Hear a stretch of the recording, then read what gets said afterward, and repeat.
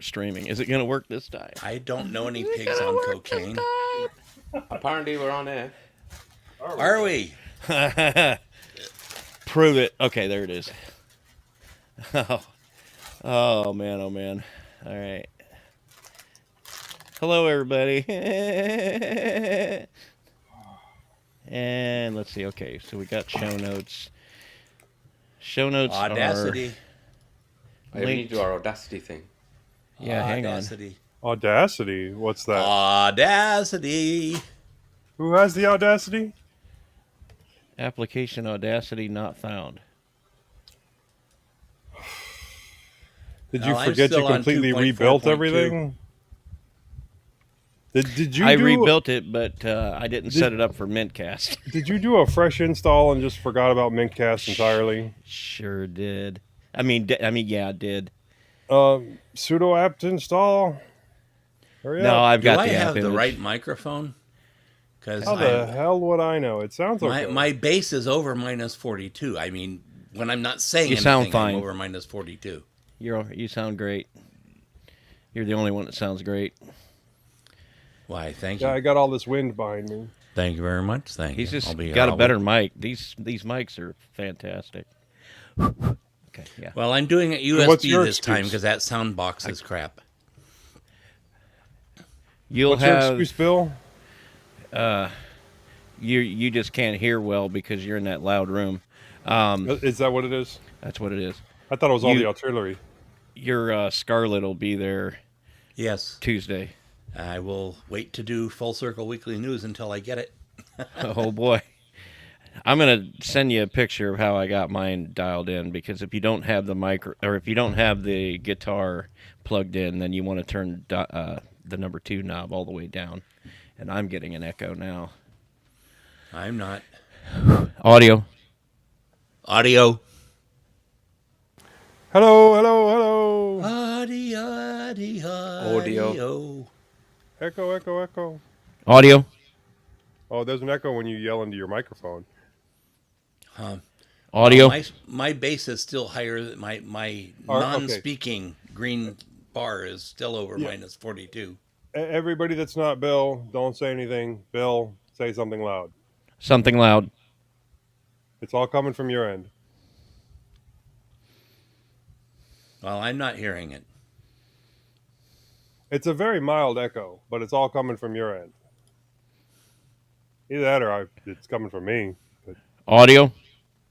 I'm gonna mute you one at a time and see. Audio. It's not Majid. Well, my Audio. button is working. Audio. It's not Joe. Audio.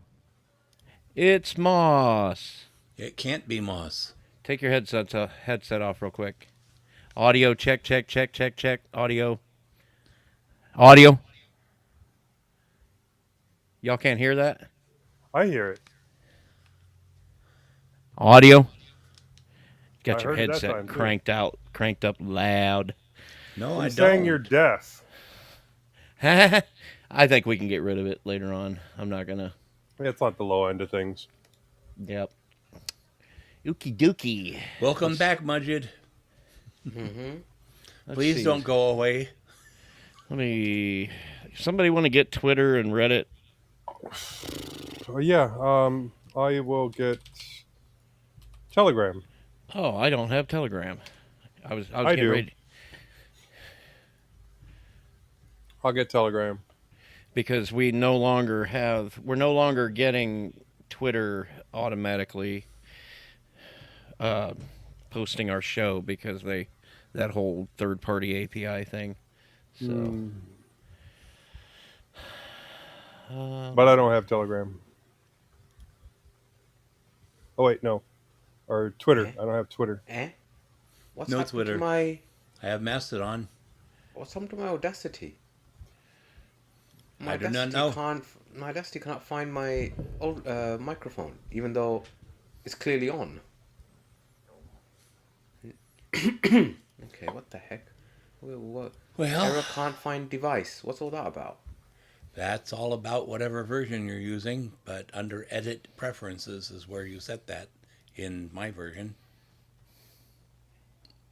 Yeah, I've got that recording device as the microphone. Got that. Playback, I've got it as pulse. I just have default and default. Okay. And then channel mono. Okay. Host also. What's that mean? All right. Okay. Press record. Error Yep, host opening also. recording device. Device unavailable. Huh? Well, it sounds available to me. Any ideas, lads? What version? No good ones. Turn off your Video Ninja for just a second. Let Audacity grab the microphone, and then come back to Video Ninja and see if it'll do both. Okay.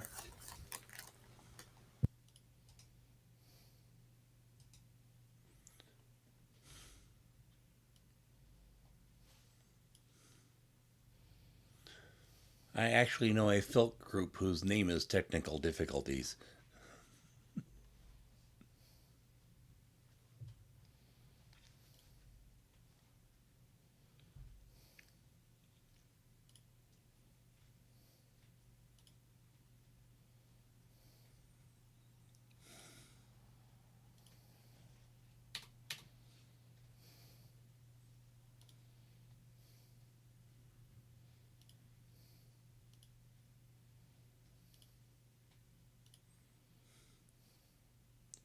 Beep, beep, beep.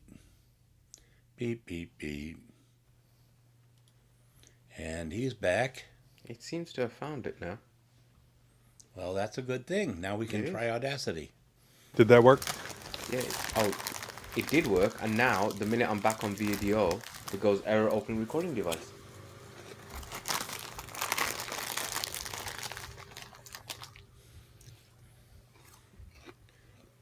Your bag rattling is really loud, Joe. Shouldn't have told him that. I know. Let's try again. Audacity. All right. Show Audio notes are setup, now on the website. recording device. Oh, it's not even finding it now.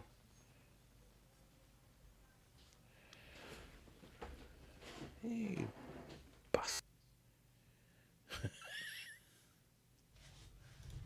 Fuck's Right on time as usual. You know, life. Video finds it, but for some reason, Audacity cannot find my my microphone. I don't. Well, your understand. camera's off now. Oh, for fuck's sake! Language. We're streaming. Oh yeah. And Yeah, Madur, but and Madur I- is underage. Oh. So we have to put a little more effort into keeping it family friendly then. But what does it matter? Well, he's asking how you're doing. And Audio. you too, Bill.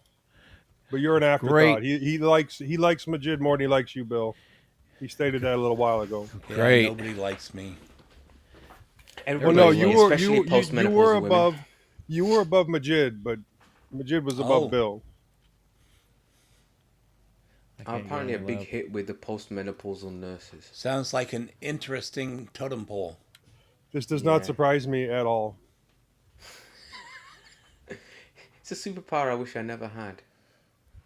It's a valuable superpower, believe it or not, Now, if you can get your superpower to get your Audacity working. because most of those postmenopausal nurses know how Audio. to cook.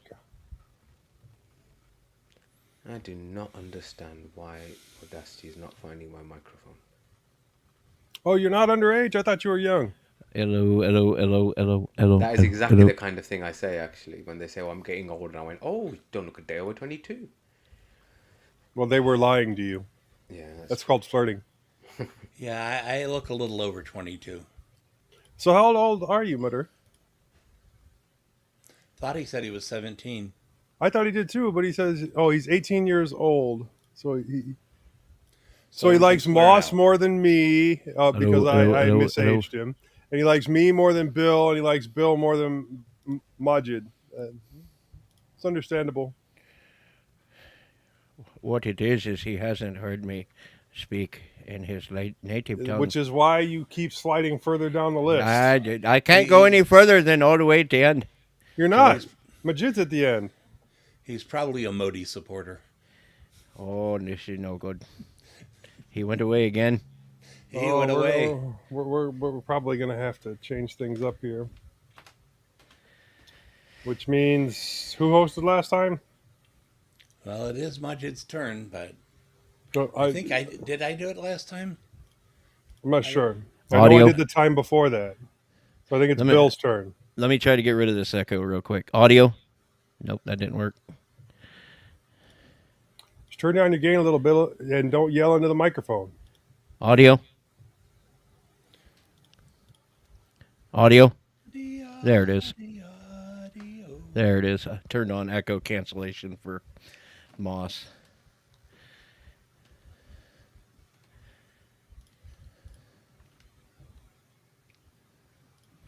Groovy. All right. We would like to welcome all one or two of you who are listening. We're not ready to go yet. We're still trying to get Majid's microphone to record. 18 years old. You can join the show. We'd let you join the show at like 12 if you really wanted to. Yeah, we'd love to get Rudra on. But he's like 16 now, isn't he? No, heck no, he's still 13. Oh, okay, I thought our interview with him, I thought that was when he was 12, and I thought that was like 3 years ago. So He turns 15 or 14 16. in September. Okay. I keep up on these things. Well, you're practically his second father. A grandfather. I wish. I mean, Great grandfather. I sometimes feel as proud of him as if he were my own kid, but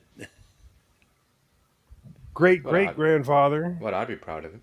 Anywho, okay, Audacity's now found my microphone again, for reasons I don't understand.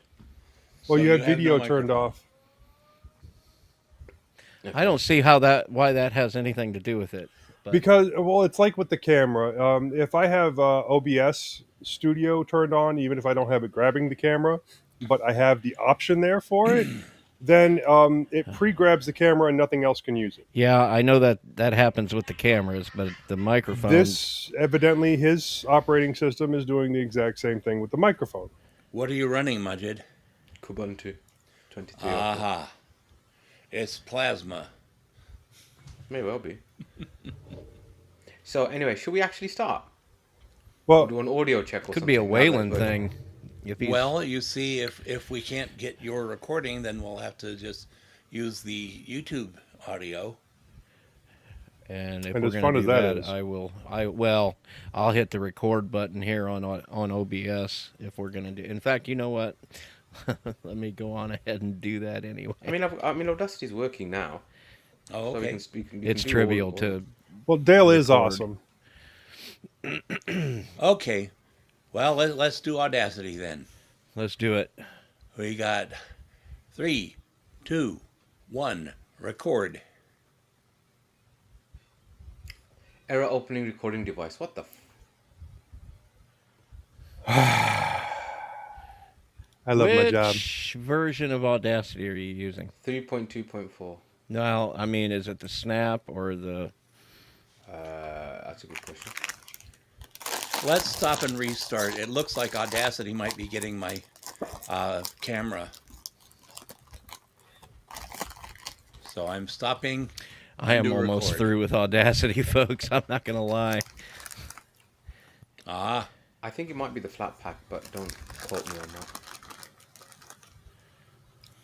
well, the problem with not using Audacity is things like bag crunching can't be taken out. Well, no, there's other things you can use to record audio that are far. And then you upload the audio into Audacity and use Audacity for the editing. yeah. Oh, okay. Well, let me see what I'm using here because I don't think it's got the right microphone. It just says GNOME default. Sound Recorder is a real simple app, and it will export in a FLAC and everything. Let's Do you try want, that do one. you want us to do that instead? I don't care what you use if they don't care as No, As long that long as didn't the do it. FLAC comes out. yeah. That didn't do it.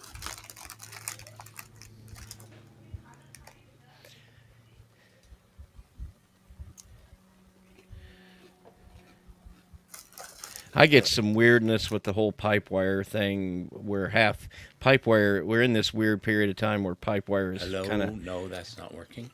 half-ass being implemented. For those of you that have come along for the ride, we love you and we appreciate your patience. Well, We I don't can wanna get it break to Bill's record at computer. default, but it doesn't look like it's the right mic. If we put a picture there of that for too long, I'm pretty sure it'll break his computer, so we're not going to do that. Okay, so are we not using Audacity or what? So we can, if we can, yeah. Well, I'm You not should. sure I'm grabbing the right mic. But If I you want to am use something else that will export FLAC, then use something else that will export FLAC. I'm I all have set up. nothing else. GNOME Sound Recorder. Yeah, I'm just getting that. It's way simpler and GNOME Sound Recorder. yeah. I used it a while back, and then Norbert said something about it doesn't get the timing right or something like that, and I'm like, well, I've seen Audacity screw the timing up in long shows. Yeah. Sudo apt install GNOME -sound -recorder. Your G guess is recorder? Found some things. Yep. Here we go.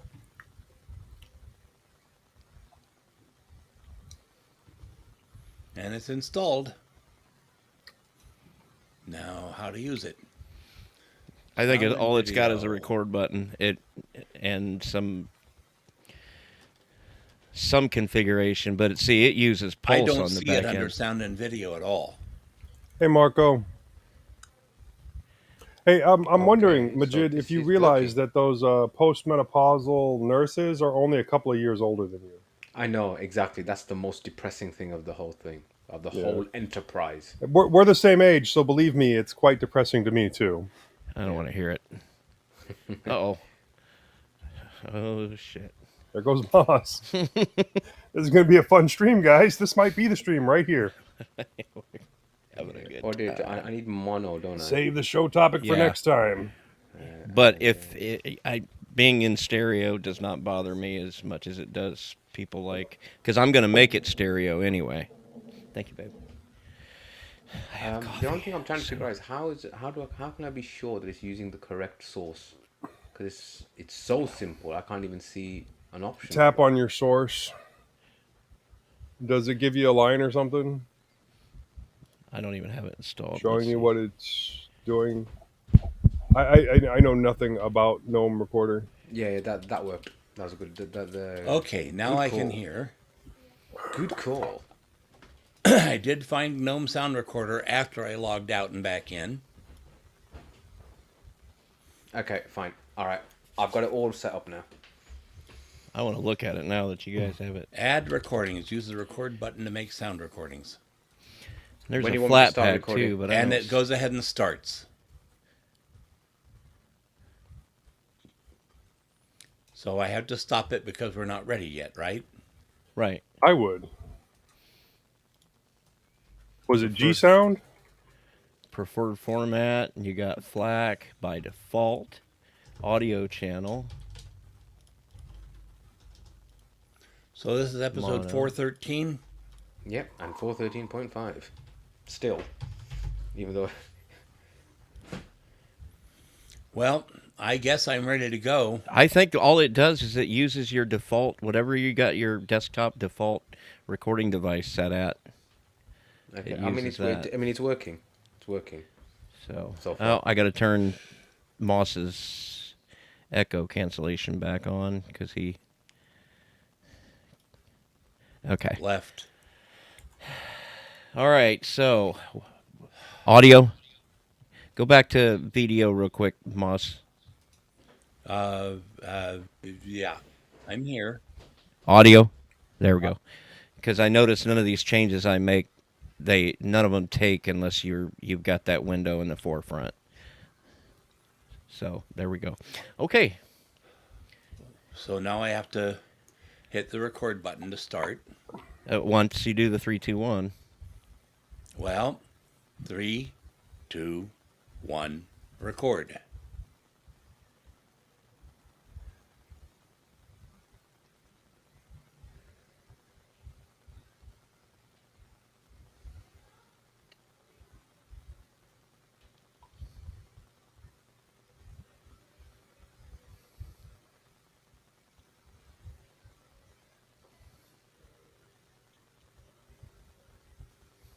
Okay. 0 time. 3, 2, 1, 0. Zero. Well, I have no idea where it's saving to, but it does seem to be recording. It doesn't save until you're done, and then you export it. But it's probably like caching somewhere in the temp directory or Yeah, and I don't know how a 3+ hour cache is going to work.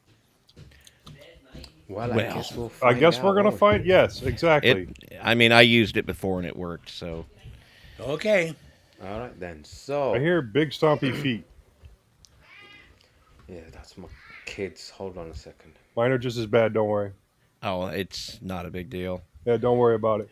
We broadcast in the midst of life. And I didn't have the Shall show we notes start? open. Let's wait until I get the show notes open. And God dang it, Moss. zoom all in and zoom in, and I'm ready to go. Oh, thank God. It's only 2:30. It's not your fault, Moss. That first half hour don't count. Welcome to mintCast, the podcast by the Linux Mint community for all users of Linux. This is episode 413. This is episode 413.5, recorded on Sunday, May 28th, 2023. Basking in the spring sunshine, I'm Majid. Frying in Texas. I'm Joe. I'm still Moss. Still fabulous. I'm Bill. So first up in the news, Arch migrates Git, Ubuntu changes PPAs, Fedora Onyx is approved, Google to remove old accounts, Debian reimposes a moratorium, Proton goes family, Red Hat unveils a new desktop, Fedora plans to drop X11, and Thunderbird gets a new logo. In security and privacy, Google's 2FA isn't private enough. Then in our wanderings, I'm off to university, Joe is manacled to his office, Moss kicks the tires on the new Bodhi, and Bill migrates. In our innards section, we talk all things Git. And finally, the feedback and a couple of suggestions. On to the news. So, Arch migrates Git. So on May 19th, the Git packaging migration for Arch began, ending on the 21st. During that time, the Arch Linux packaging team was not able to update packages in any of the repositories. How does this impact Arch Linux users? Well, the testing repository will be split into core testing and extra testing. The staging repository will be split into core staging and extra staging. The community repository will be merged into extra and will therefore be empty after the migration. All affected repositories will be provided as empty repositories for a transition period after the migration. For regular users, this means that everything works as before.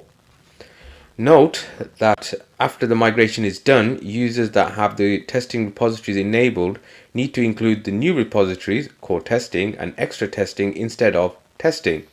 That's not confusing in any way, in their pacman.conf before updating their system. Other changes: the SVN access is discontinued and will disappear.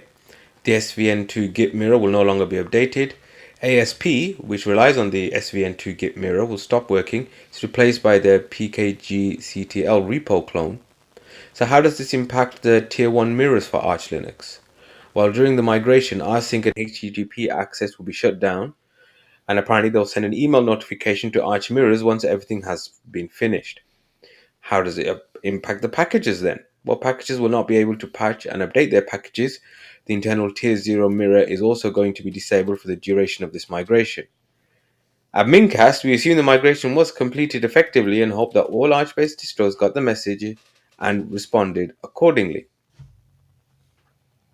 Cue jokes about I run Arch, by the way. I run Arch. Times No 3. arch Retro here. arch. I am archless.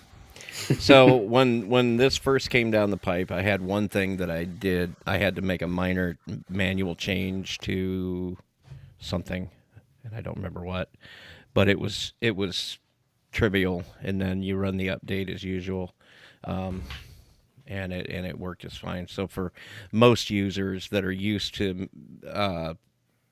navigating the arcane Arch world, I say arcane. It's just for people that are used to doing things themselves.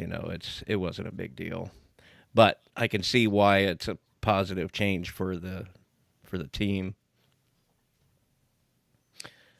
But that's all I've got to say about that. Over to you, Moss. All right. Ubuntu makes significant changes to PPAs for 23.10 from OMG Ubuntu. A new version of the software properties package is rolling out to Mantic Minotaur daily builds. The update brings a significant change to the way personal package archives, that are known as PPAs, are managed on Ubuntu systems. What's changing? Well, in current versions of Ubuntu, when you add a PPA via the command line, you can add them via software and updates, but I'm not sure how key handling works there. A .list file for the PPA is created in the etc apt sources.list.d, and the corresponding GPG keyring placed at etc/apt/trusted.gpg.d. From 23.10 onwards, PPAs will be added as deb822 formatted .sources files, which have their corresponding GPG keys, quote, directly embedded into the files signed tick by field, end quote, according to the Ubuntu devs. They say this change offers a number of benefits. Removing a PPA will now remove its associated keys. Keys are unique to a PPA and cannot be used for other repositories, and other keys cannot be used to sign a PPA. Or for the TLDR, it's safer and simpler, isn't it? Devs say these enhancements will enhance the security and reliability of managing PPAs on Ubuntu. Now, I'm not a repo expert by any stretch, much less a security expert, but from the sounds of things, that's exactly what this change will do. Despite their comparative convenience, PPAs aren't actually considered all that safe. Downsides include PPAs having root access to your system. In theory, you could add a PPA to install foo, and it works wells. Good typing. A few days later, the maintainer of the PPA uploads a totally different and malicious app named foo, and it gets installed on your system alongside your other software updates, and, well, who knows? Thankfully, as far as I'm aware, nothing like this has ever happened, though plenty of inadvertent system screw-ups caused by PPA maintainers later. Somebody did that to me. I know nothing. The whole thing jumped 5 pages or more. Let's see, where am I? Okay. Thankfully, as far as I am aware, nothing like this has ever happened, though plenty of inadvertent system screw-ups caused by PPA maintainers later adding updated and unstable versions of the core system packages has. Anyway, the new approach Ubuntu devs outlined today can't wave away all of those vectors, but it has to be said that improving security and emphasizing trust between the user adding a PPA and the person maintaining the PPA is certainly a welcome step. Look forward to no longer needing to delete a ton of .list files for PPAs you no longer use. More details in the Ubuntu developer mailing list announcement, and be sure to let me know your thoughts on PPAs, either regarding this change or just in general, down in the comments at OMG Ubuntu. So this article was obviously a second person type writing situation right there. PPAs, they've always had a bad rap, but I've never really had any of the problems that have they've solved more problems for me than they've caused. So I really don't have a bad opinion about them. Same with me. Is Yeah, it not a case of it's the potential? right. And as I said, and as he says, and I agree with you. In my experience, I've never had any issues with them, but yeah, it isn't the most securest way of I doing think it things, is it? has happened in the past. I think there's been a couple of times where it's been mentioned where somebody did something small to prove a point. But yeah, overall, I've never had an issue with PPAs either. And I guess from a user perspective, this is supposed to be simpler, but overall, it sounds a bit more complex.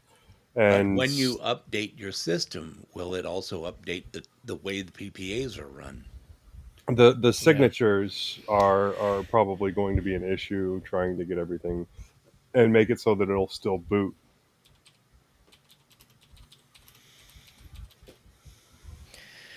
Oh, am I next? Nope, Joe is. Oh, it's me? Okay.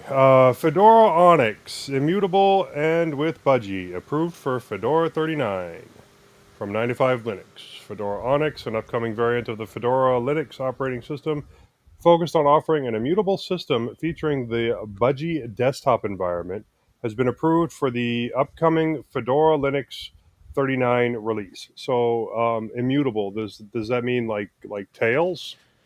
No, it means that it's basically a lot more akin to the way the phones work, where you've got a separation between the system layer and the Okay, okay. user So, space layer. okay, Means you so can't everything write to under your root things. Right. everything under slash root stays the same, and then everything under slash home That's is a gross slash home and slash oversimplification, but yeah, that's etc is basically yeah. Yeah. right. Um, at the end of April 2023, Budgie desktop developer and Solus maintainer Joshua Strobel proposed an official immutable emerging variant of Fedora Linux with the Budgie desktop environment, complementing the Fedora Budgie spin that was introduced with the Fedora Linux 38 release.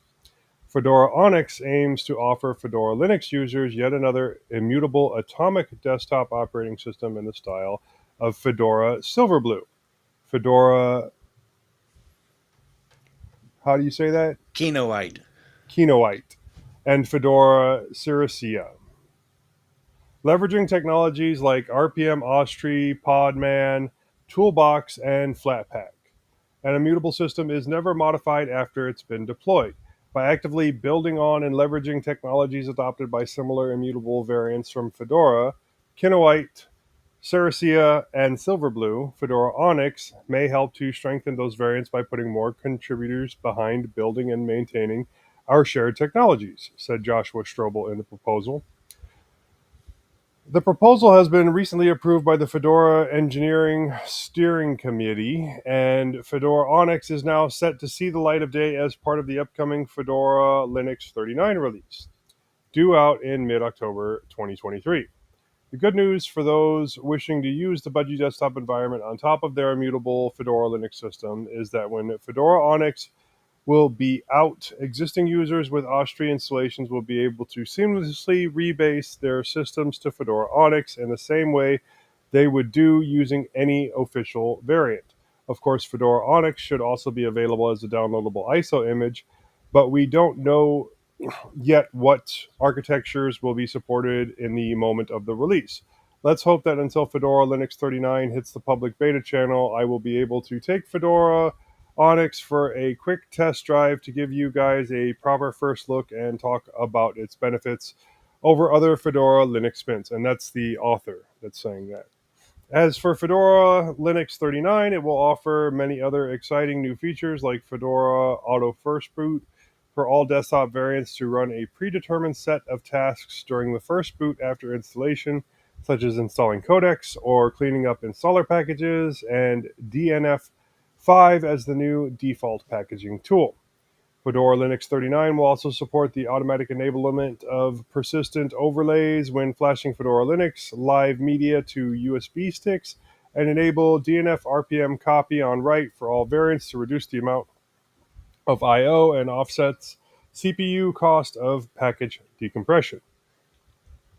So it seems that immutable distros are the thing for 2023. There's quite a few variants coming out.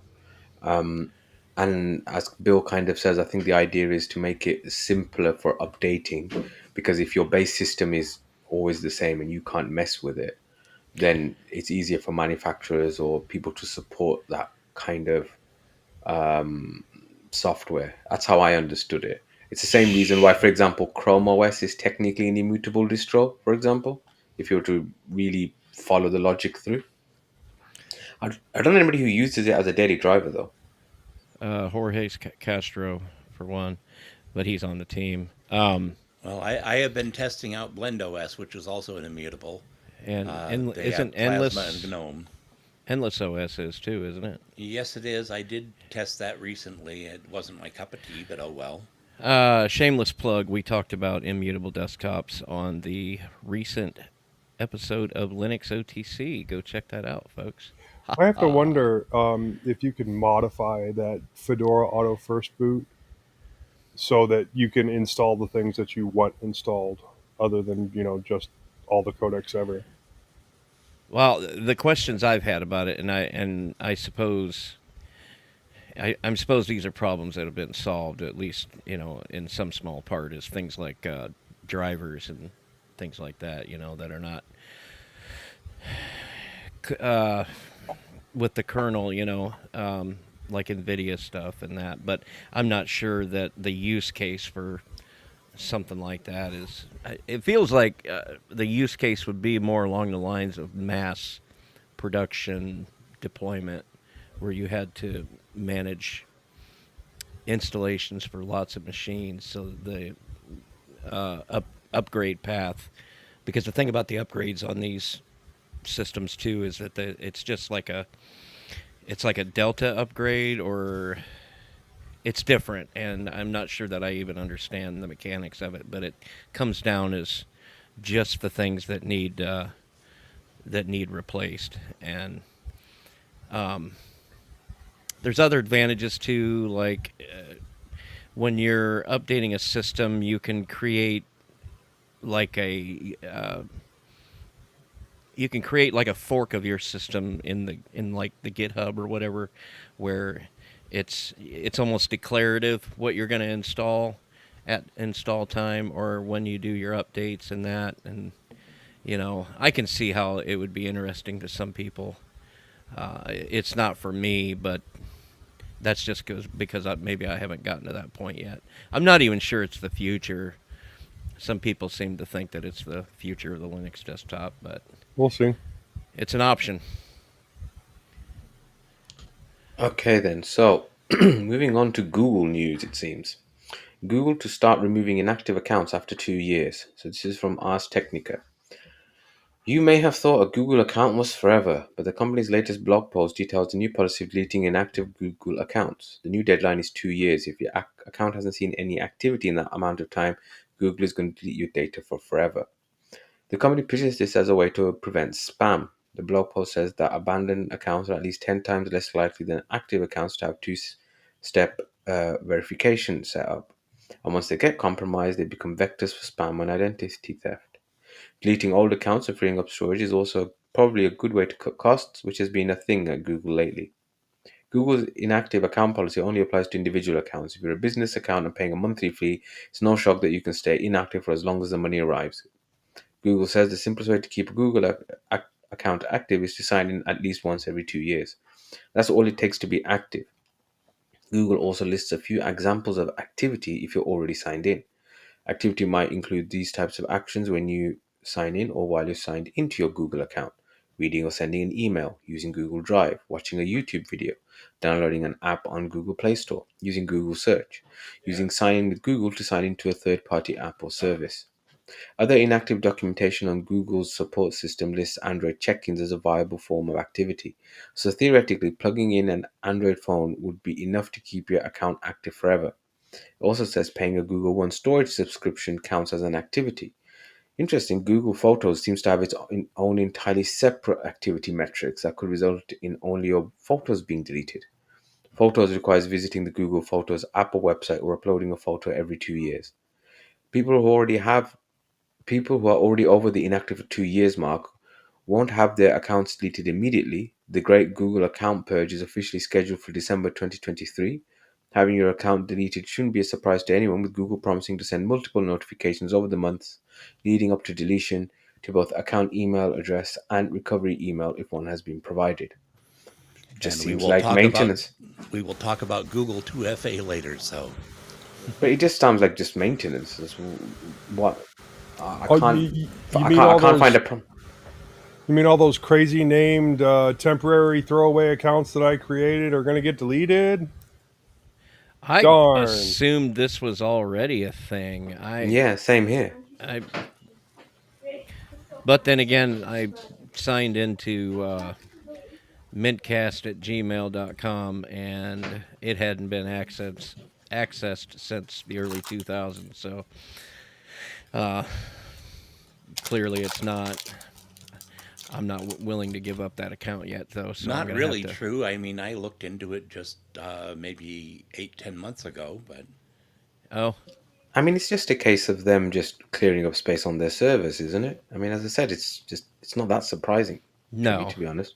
It and in fact, I would if I was to set up a technology like that, I would probably have built it in from day one because I got to wonder the day they do that, how much space are they going to clear up like right now, and then maybe they could start giving people their Google Photos for free again.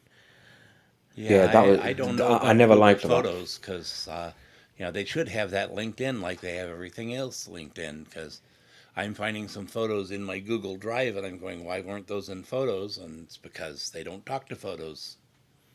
Yeah, it's. I remember back in the day before Google Photos came out, you could upload to Google Drive directly, and then it seems that once Google Photos did come out, both those two aspects never, or those two Well, services never talked to each other. But then they did make some communication, because then your Google Photos started to take up your Google Drive, um, space your allotment. space. Yeah, which basically then led to loads and loads of people basically buying the cheapest tier of Google One storage, which is about $2 a month, I think, for 100 gig. And I'm sure they made a huge amount of money that way. Um, Well, I know Part of you the used to be able to use like Fuse to mount your Google Drive locally in Linux, I think so you didn't have to pay it's for software to do it. But every time someone found a workaround to make that work, Google went in and broke it so that it couldn't work, so that you couldn't just be transferring things back and forth willy nilly, because evidently that ate up a lot of bandwidth and a lot of space. I could get into a really long rant actually about Google Drive and Linux. And why is it that so many other proprietary cloud services work much better on Linux than the one which arguably most people use? I'm not And buying the bandwidth thing either because you can get a desktop app on Windows, which is 99% of the desktop users. You can get a desktop app on Linux as well. It just costs money. Well, yeah, but you can get third-party apps and things, Yeah, sure, but Google even the actually third makes party, one. I think even the third party ones cost money, if I remember correctly. that's Yeah, what I'm I saying. I They're Yeah. not paid for free. Overdrive years ago, and it's okay, but I just don't. I've got no desire to mess with Google anymore. So Mega is my cloud provider of choice. I'm going to build my own. No, not Mega. You what's I'm need to either going find to use someplace else. Nextcloud or BT Sync. I mean, as I said, I had a plan of setting up my Raspberry Pi as my own Nextcloud instance. That's the next thing. That Mega would be works good, surprisingly Mudjig, but well. well, Mega, Kim.com, who founded Mega, is warning people not to use Mega anymore because it is a fully owned uh, entity of the Chinese government now. oh, here So we go again. 75% of all the things are out there. But anyway, Right. Well, when a scammer like Kim.com says it's too big of a risk to use, then so yeah, fair point, fair point, fair point, fair point. Anyway, I we better move on before we get too much into the weeds yeah. about the Chinese Communist Party again. So, in more Google news, Google Chrome's 2023 UI refresh is now available on Ubuntu. So this is from OMG Ubuntu. Seems like Google Chrome is getting a minor makeover later this year, and if you're riding the browser's development channel on Ubuntu, you can opt in to try out the new look now. As UI changes go, the one Google's cooking up isn't overtly radical on Linux, at least not to Joey Snedden's sensibilities. If you're the sort of person who fears UI changes, and if we're honest, they don't always make things better, you can kind of relax. Tabs are more curvaceous, which is the first time apparently he's used that word in a blog post, and the first time I think it's ever been used in a mintCast news section. The new tab button and the search tabs gain backgrounds, and the toolbar finally gives icons some room to breathe. The Omnibox, or the address bar, is thicker, and the font size for web addresses and any queries you type inside of it are smaller. The new options icon replaces the traditional padlock motif besides the URL, and this is to indicate that you can click the icon to access cookie settings, permissions, etc. More pronounced changes are on show in the main menu thanks to the reintroduction of new menu icons and more liberal use of padding and margins. The main menu, context menus, and other Chrome popovers like Search Tabs UI also now use rounded corners. Tab bar dividers are a lighter color than previously, and hovering over a background tab now shows a rounded rectangle accent rather than as before an outline of the full active shape. Google added new customization options to Chrome recently, including Chrome colors. This latter feature lets you pick from a fairly wide selection of color pairs to prettify, that's not a word, Chrome's Chrome, or you can use the included color picker to pick out a hue, shade, tone from whatever's on screen. If you want to try these for yourself, you just need the latest Google Chrome unstable build. If the official Google Chrome repo is configured on your distro, it gets set up when you install Chrome on Ubuntu using the official deb or RPM packages. You can install the Google Chrome Unstable package. This does not replace the stable version. Dev builds can run alongside stable builds. And then if you want to enable the refresh, you go to Chrome, flags Chrome Refresh 2023 in a new tab, change default to enabled, go to Chrome, flags Chrome Web UI Refresh 2023 in a new tab, again change default to enabled, and restart the browser as prompted. To undo the changes, repeat the steps above, but obviously go from enabled to default. There are also changes planned for the Google Chrome's Omnibox bar and the NTP, though these are in varying stages of usefulness now. Search for CR23 and NTP in Chrome flags to explore the proposals. Just be aware, not all of these are wired to use real-world data yet, so your mileage may vary. The flags for these UI changes use the word refresh, and that's spot on.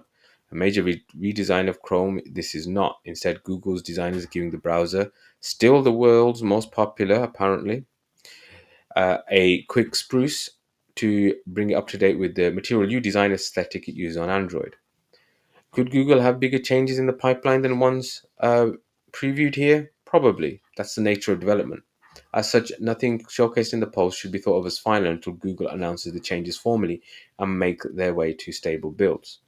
The reason that I put this in to the news, not because I think many people, if you're on Linux, you're probably not the type of person who's going to be using the official Google Chrome app.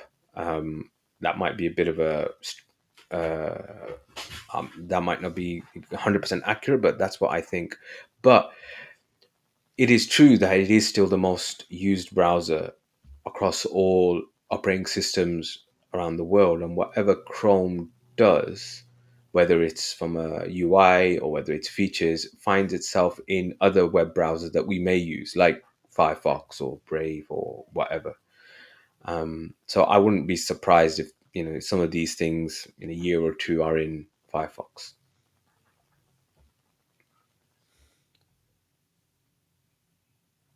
On to you, Bill. Right. Debian votes to reinstate merged user file movement moratorium. And this is from Phoronix. The Debian Technical Committee has voted to reinstate the merged USR file movement moratorium. Over the course of Debian 12 bookworm development, there has been some questions left open by developers around the state of the merged USR file system layout and upgrade path handling for existing Debian 11 users. We previously was the recommendation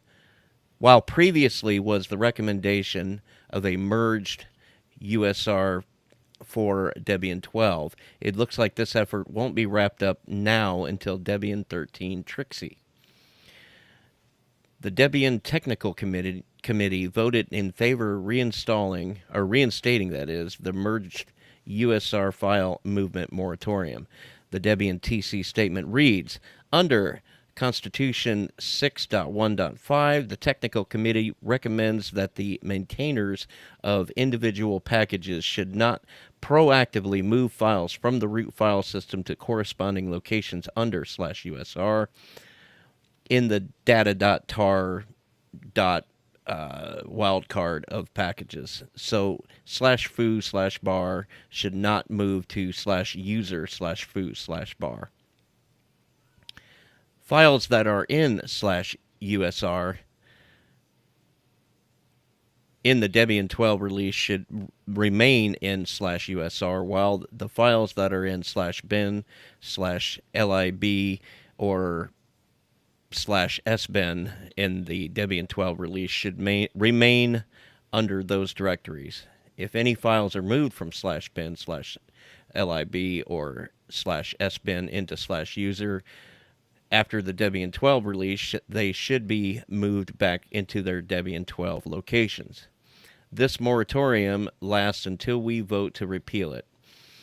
We expect to do that during the Trixie development cycle and sooner rather than later.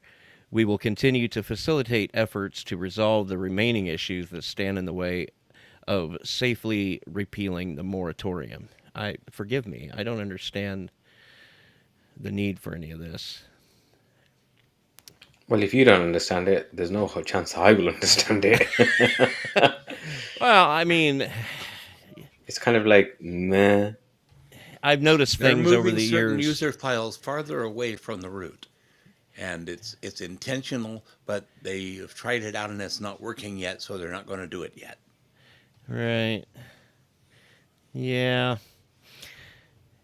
I've noticed things have been sim-linked over the years in different places, on different, and it's different between the different distros too. So it's difficult to say whether a change like this would be repeated. If it shows up on Debian, if other distributions that are not based on Debian would follow suit along with it. So sometimes it's hard to learn where things are at, and then you go to use a different system and you got to learn where things are at on that system. But yeah, onward we go. Okay, so Proton unveils a family plan. So this is from the Proton blog. On May 23rd, Proton introduced Proton Family, an all-in-one plan to protect your family's privacy. Oh god, here comes some blurb. When you are a parent, you do everything you can to prepare for the unexpected and keep your family safe. But extending this protection online is difficult unless you're particularly tech-savvy until now. The Proton Family Plan lets you protect your loved ones by giving them access to all Proton services and premium features. Up to 6 family members share 3 terabytes of storage space, and everyone gets their own encrypted email address, calendar, secure storage for their files, and VPN to browse securely. It's a great way to quickly improve your family's digital security and privacy. Proton makes things simple by handling all the encryption automatically in the background. This plan includes all Proton services: mail, drive, calendar, VPN, including paid services to be added later, such as the password manager, now in beta. Cost is only 99.99 euros per month for the whole family. Actually, to be honest, that's not actually that bad a deal, actually, to be fair. That isn't when it'll handle up to 6 people. It's not bad at all, actually. 3 terabytes of storage is pretty good. I So do actually- know of one of our listeners who got the Visioneer plan and is adding all of his friends to it. Okay. Visioneer is basically a super family plan. We use Proton for Linux OTC. I paid for the premium, gets us a little bit of drive space, and we can use our domain name for the email and all that. And Proton's a project that I believe we should be trying to back up. It is open source. It is Yeah. audited. It is private. Yes. Yeah. And the So, reality is, joking aside, it is a good Yeah. service.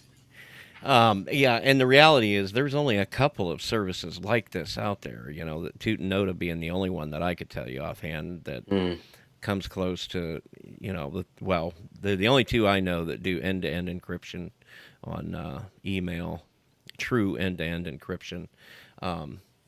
Proton's got a few more services that they offer, and their client applications they work great. I've never had a problem with any of them. So yeah, kudos for them. Go on then, Bill. Tell us about Red Hat. Here it comes.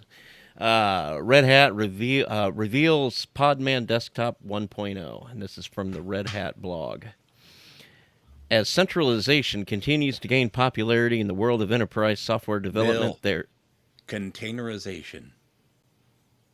What did I say? Centralization. Huh. He's might be losing right. it. The old bugger's losing it. He's losing it, I tell ya. He's losing it. Don't fire me, sir. I'll do better, I promise. Okay, can I start over from the Yes, Red I think Hat blog? That's appropriate. You can't lose what you never had. All right. As containerization continues to gain popularity in the world of enterprise software development, yeah, that is better.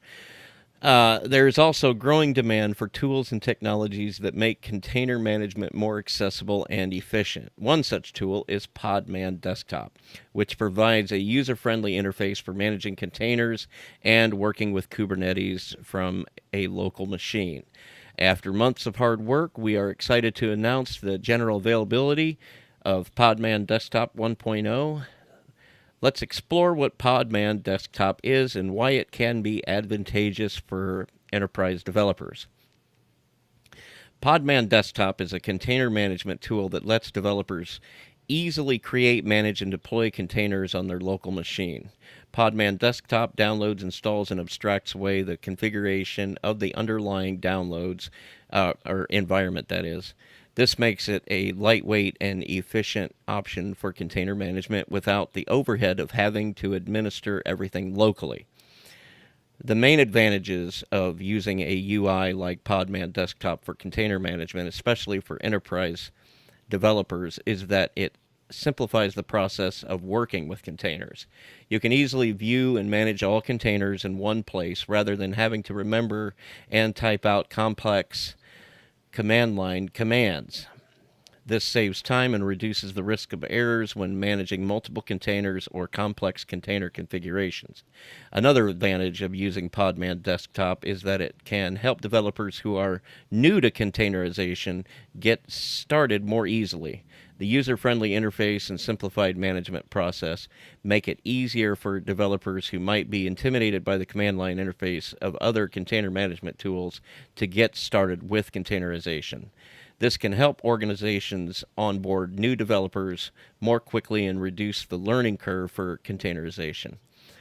For developers interested in Kubernetes or targeting it as a deployment platform, Podman Desktop provides the ability to natively work with Kubernetes objects, which helps to gradually and naturally transition from containers to Kubernetes.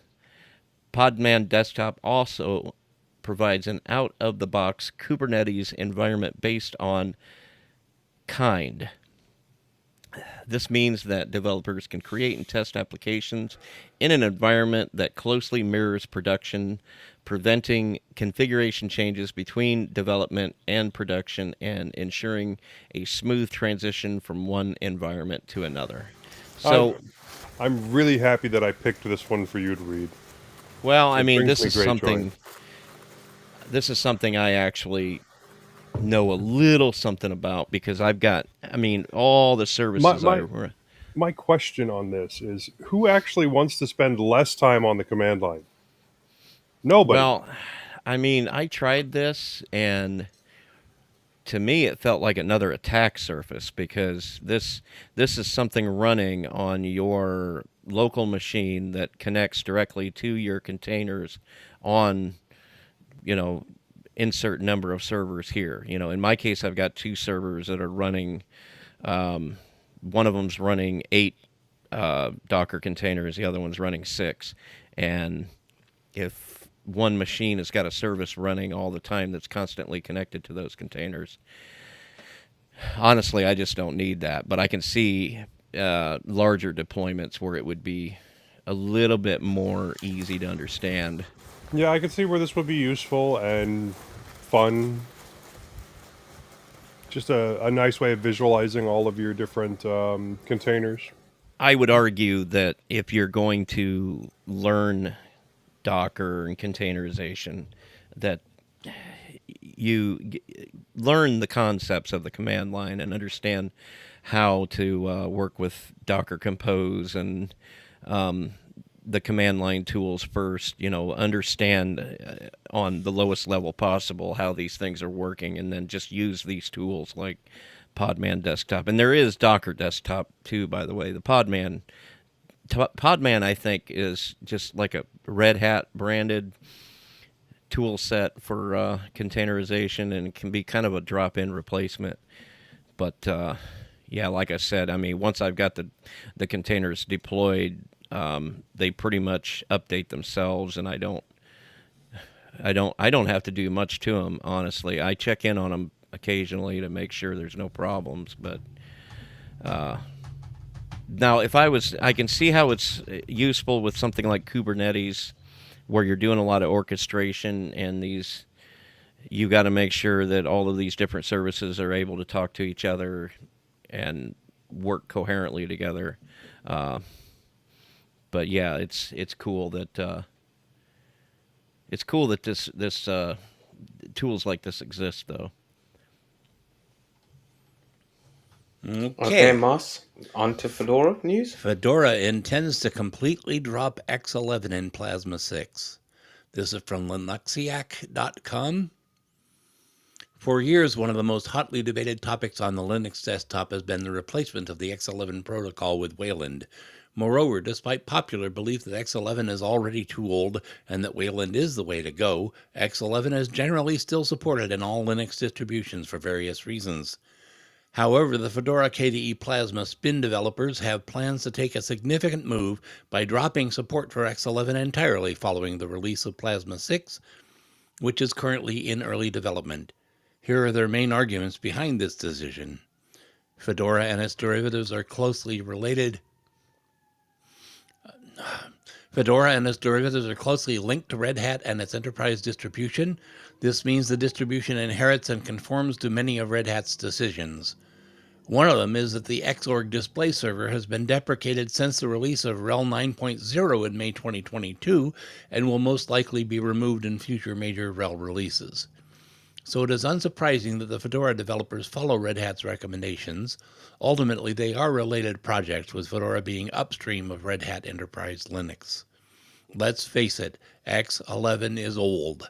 I mean, really old. I'm older. The X Windows system was first introduced in 1984, but computers have evolved significantly since the 1980s. So the design of X11 is unsuitable for modern hardware or use cases. Wayland emerged in 2008 to replace it. It operates entirely differently than X11. It is considerably simpler, and its architecture reflects modern hardware ranging from embedded devices to desktop PCs. In practice, in recent years, Xorg does not receive any development and is only kept alive with some patches. Furthermore, there aren't enough developers willing to put in the time and effort. In other words, the question is not if, but when the project will be declared discontinued. At the same time, Wayland enjoys active development and successfully meets the needs of modern computer systems, so Fedora KDE Plasma developers see the upcoming Plasma 6 release as a good starting point to say goodbye to the past with an eye to the future. Wayland hasn't yet fully taken X11's place, owing to its lack of stability when working with various applications and GPU drivers. However, many still rely on X11, so developers can't replace a 40-year-old Windows system overnight. However, this is losing strength as an argument, as nearly every modern application and GPU driver already offers good Wayland compatibility.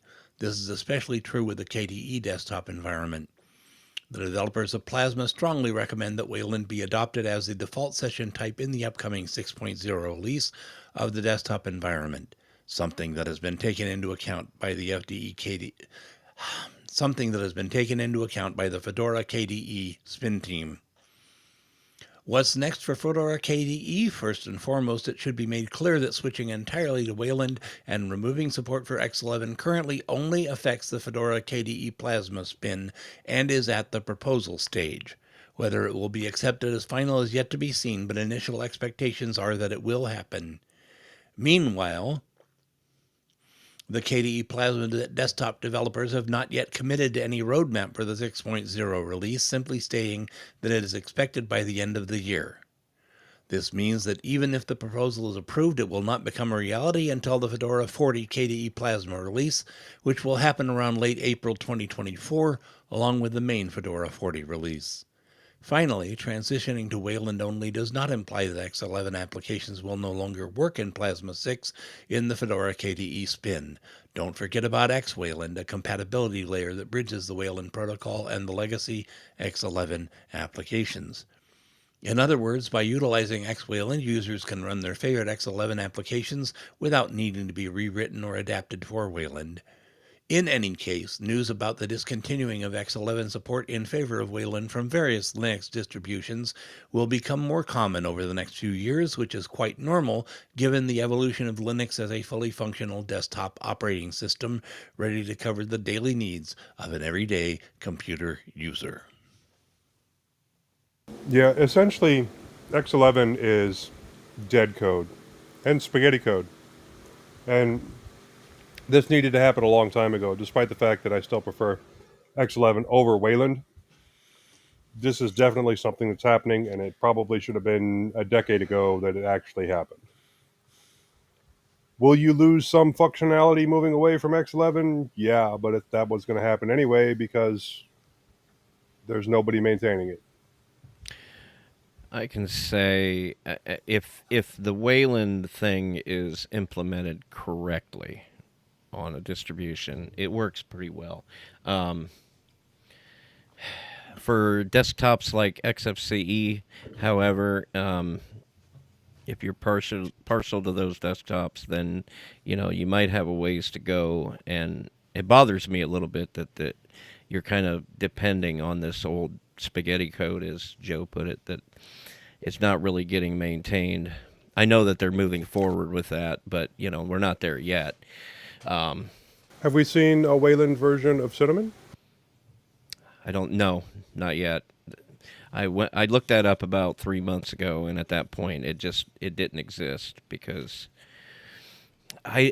it's difficult to know what Clem's mind is on this. Clem has stated outright that he is not yet interested in working with Wayland. But then when he rebased Muffin on Mutter, that was an obvious step in the right direction to start building things to where they'll perhaps one day work with Wayland. So yeah, he has said that he's not interested in it, but that the point behind Mint has always been that we don't really dip into the what's the newest hottest thing kind of zeitgeist, and we just make something that works, that people can get up and running and things actually work, except for Audacity. Well, I don't know. I use Wayland now exclusively on my laptop with my stock GNOME Ubuntu session, and it works really well. And I have used it on a couple of KDE spins. I think what Joe says is the crux of it. This is just something that I've been hearing about this kind of thing for about 10 years now, and I've not really, I'm not the biggest follower of this kind of stuff, and yeah, I've been hearing about it. I remember Mir and all that sort of stuff. So it's just the future. I think if just going on to the Linux Mint side of it, if it's a case of, well, let's see how the technology shakes out and then see how we can then adapt it once it's mature, then I think that's a reasonable thing to do. I think by just, I know there's this perception that, we go for the tried and trusted, what works, traditional desktop type of thing. But, life does move on slightly. You do have to do some changes to go on with emerging technologies. I mean, an example is Flatpak. I got the feeling that a couple of years ago, Mint looked around, saw snaps, saw app images, saw Flatpaks, they saw what was happening with devs and thought Flatpaks is the way to go, which I agree with actually. So I think this is just one of these things that at some point will come into Mint at some point, I think. I think though that there's a lot of really cautious mentality going on with Mint, where there are some headaches, there are some pain points, and Mint has always been really well about. Well, I say always. Mint has always tried to put something out that would cause the least amount of user intervention to make things work. If it doesn't work day one, then we need to figure out why and fix it. I believe that's why they rebased back in the day. Back in the day, it used to be based off of all of the versions of Ubuntu, and then they decided to go with just the LTS version, and that was in large part to make sure that you were basing Mint on something that just worked. So I feel like when Wayland just works in a way that is that will work for the majority of people without a lot of user intervention, then we'll start to see it on Mint. I wonder though if the average Mint user or the intended user of Mint, you know, or if they believe the intended user of Mint thinks about these things, or if they just installing it and using it, you know. Well, I will say that with Bodhi, it's been quite a mess because Moksha is based on alignment E17, and everything from E20 on has been using Wayland, but has been less and less stable each version, and I think they're on 26 now. While Moksha remains based on E17, they have backported a number of features, but they're not ready to jump to Wayland at this time. I just wish they'd have called it X12. I wonder sometimes if that. I mean, honestly, as silly as that sounds, Well, it does say it's an entirely different set of code. I know, but I feel like it's If they'd have named it X12, everybody would have thought it was iterative, and they would have just Right. switched to it and wouldn't exactly cry about it. some kind of weird psychological thing going on there. Yeah, I have to show a big break from the past, isn't it? Anyway, last piece of news, and I know Bill is absolutely thrilled to be talking about this. It's a funny thing. Thunderbird gets a new brand logo. My wife uses Kubuntu on her machine upstairs, which, as many of you would know, the KD Plasma version of Ubuntu, and she was running her updates, and there was an update for Thunderbird, and she had no idea what it was. What is Thunderbird? Email client. I said, "Oh, that's it. Apparently, it's gotten really popular because they're getting a butt ton of money for some reason to make this thing, and it's just it's an email client, which I thought that concept had kind of fizzled out a little bit, but clearly not because we've been talking about it a lot lately. But anyway, from blog.thunderbird.net via Londoner. Quote from blog dated May 24, nearly 20 years after 20 years, I got to get this out of the way. Okay.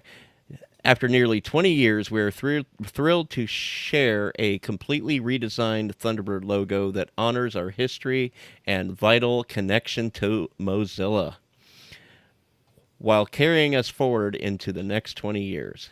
It is no secret that after many years of being viewed as stagnant, Thunderbird is enjoying a resurgence. Our project is thriving with a renewed sense of purpose, and we see an invigorating energy bubbling up from our users, our community of contributors, and our core team. No, you should have read this, Majid.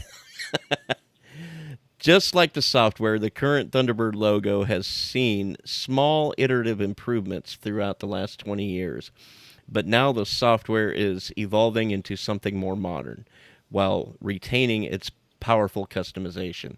And we believe it deserves a fresh logo that properly represents this revitalization. But you should never forget your roots, which is why we asked John Hicks, the creator of the original Firefox and Thunderbird logos, to reimagine his iconic design in light of Thunderbird's exciting future. I got to be real careful here not to sound sarcastic. Only if you're actually being sarcastic. I'm not. I mean, I'm happy that these things are, still alive and well.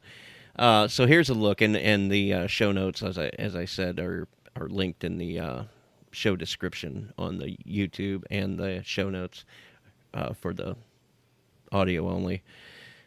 Here's a look at our new logos across Linux, Windows, macOS, Android, and iOS. Yes, we have officially added an iOS version of Thunderbird to our future development roadmap.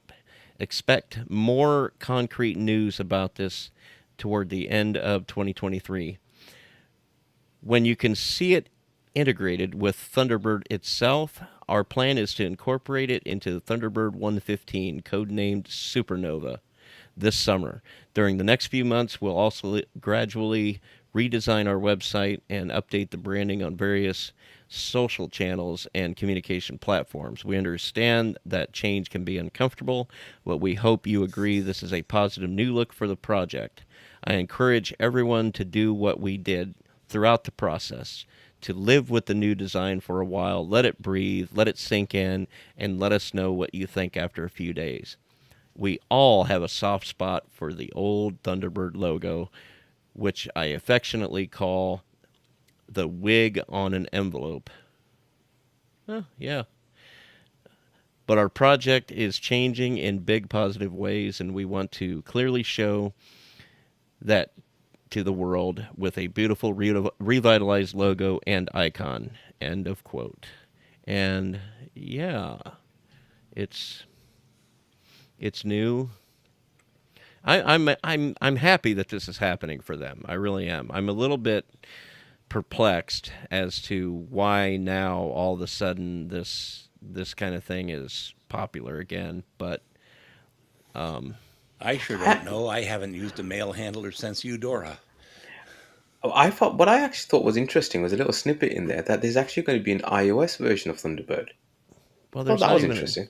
there's not an Android one yet. I mean, you got Canine Mail, which, from what I understand, was Oh, it's terrible on Android. It's well. terrible. It I mean, I looks like use it. it looks like it was made by somebody who uses Windows 95.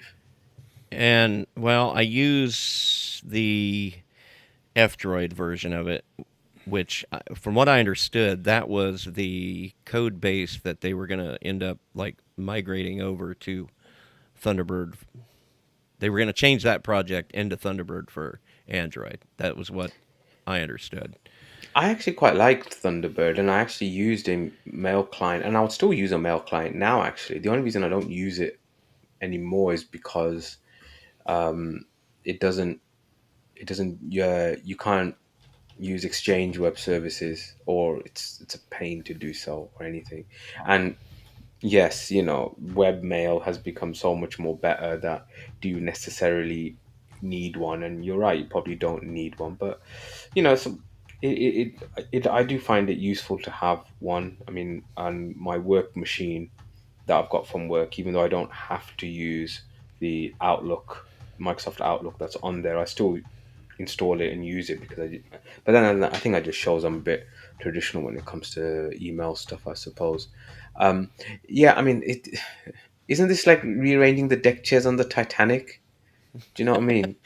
when you know, and I'm sorry, and look, I know there's a lot of stuff around rebranding or this and that, and oh, isn't it cool, or isn't this and that, but it's all a bit of fluff and waffle, really, isn't it?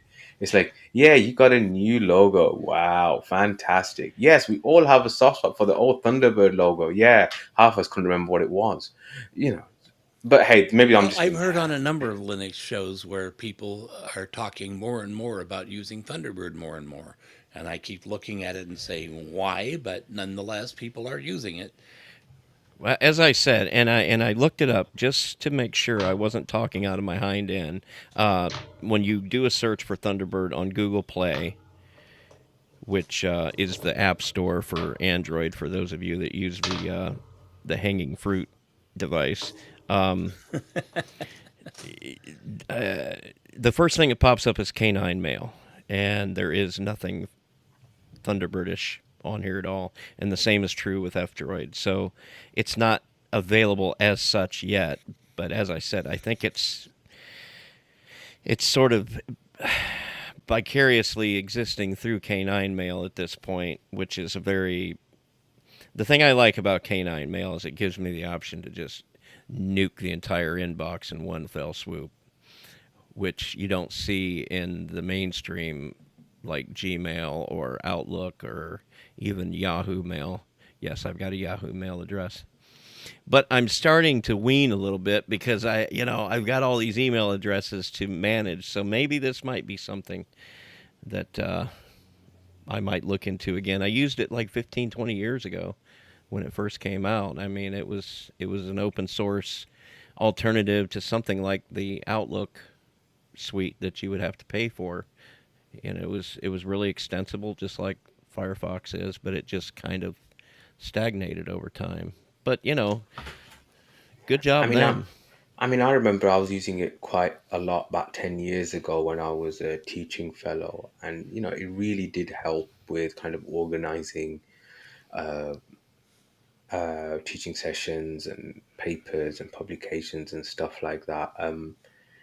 I think the reason why it's being mentioned a bit more in Linux podcasts and shows is there was a time, well, there still is a time where not much has changed, and then maybe in the last year or so, there's been a little flurry of activity, changing some of the designs of the folders, changing some of the functionality, and so people are like, "Oh, Thunderbird's still alive; it still works. Oh, maybe it's something to look into again," and maybe that's why it's That must be true in the because news. they've got a big influx of new money coming in, and it's really revital. I'll tell you what I'd like to see is some integration with tools like LibreOffice and stuff like that. Because Mm, that was one cool thing about Outlook is that it integrated in with the MS Office tools, and mm, it literally used Word to write your emails, and you could create very professional looking stuff that way, mm. and Well, and I that just so made that crack about Eudora, and I was using it in 98 and 99, and I just looked it up, and there's still current versions of it. I thought that had gone the way of all things. Well, that's free and open source for you, innit? yeah. Things never Not die; they just Eudora, fade away. not free and open source. Is it not? Okay. No, Okay. it Okay. was. It's been free on and off, but it has never been open source. Okay. Anyway, I think after that thrilling and exciting news that Bill so fantastically told us, I did. I did. I think we should now move on to security and privacy. And first up in security and privacy, Google's new 2FA isn't end-to-end encrypted. This is from Gizmodo. And yeah, I've heard a lot of buzz about this from some of my work associates. A new two-factor authentication tool from Google isn't end-to-end encrypted, which could expose users to significant security risks, a test by security researchers found. Google's Authenticator app provides unique codes that website logins may ask for as a second layer of security on top of passwords.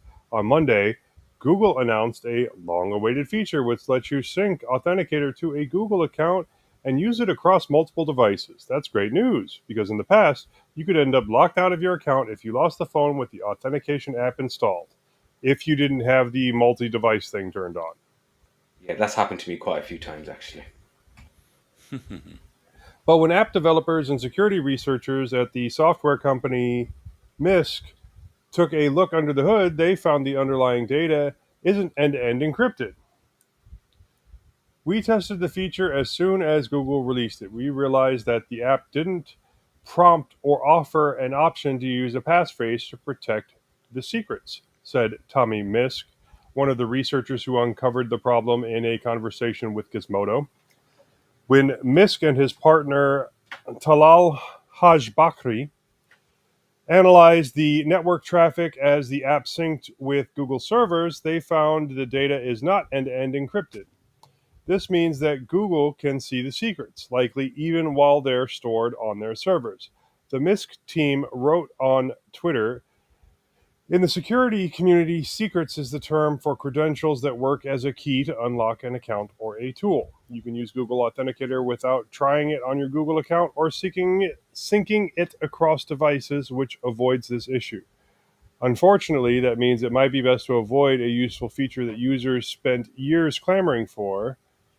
The bottom line, although syncing 2FA secrets across devices is convenient, it comes at the expense of your privacy, Ms. Grote.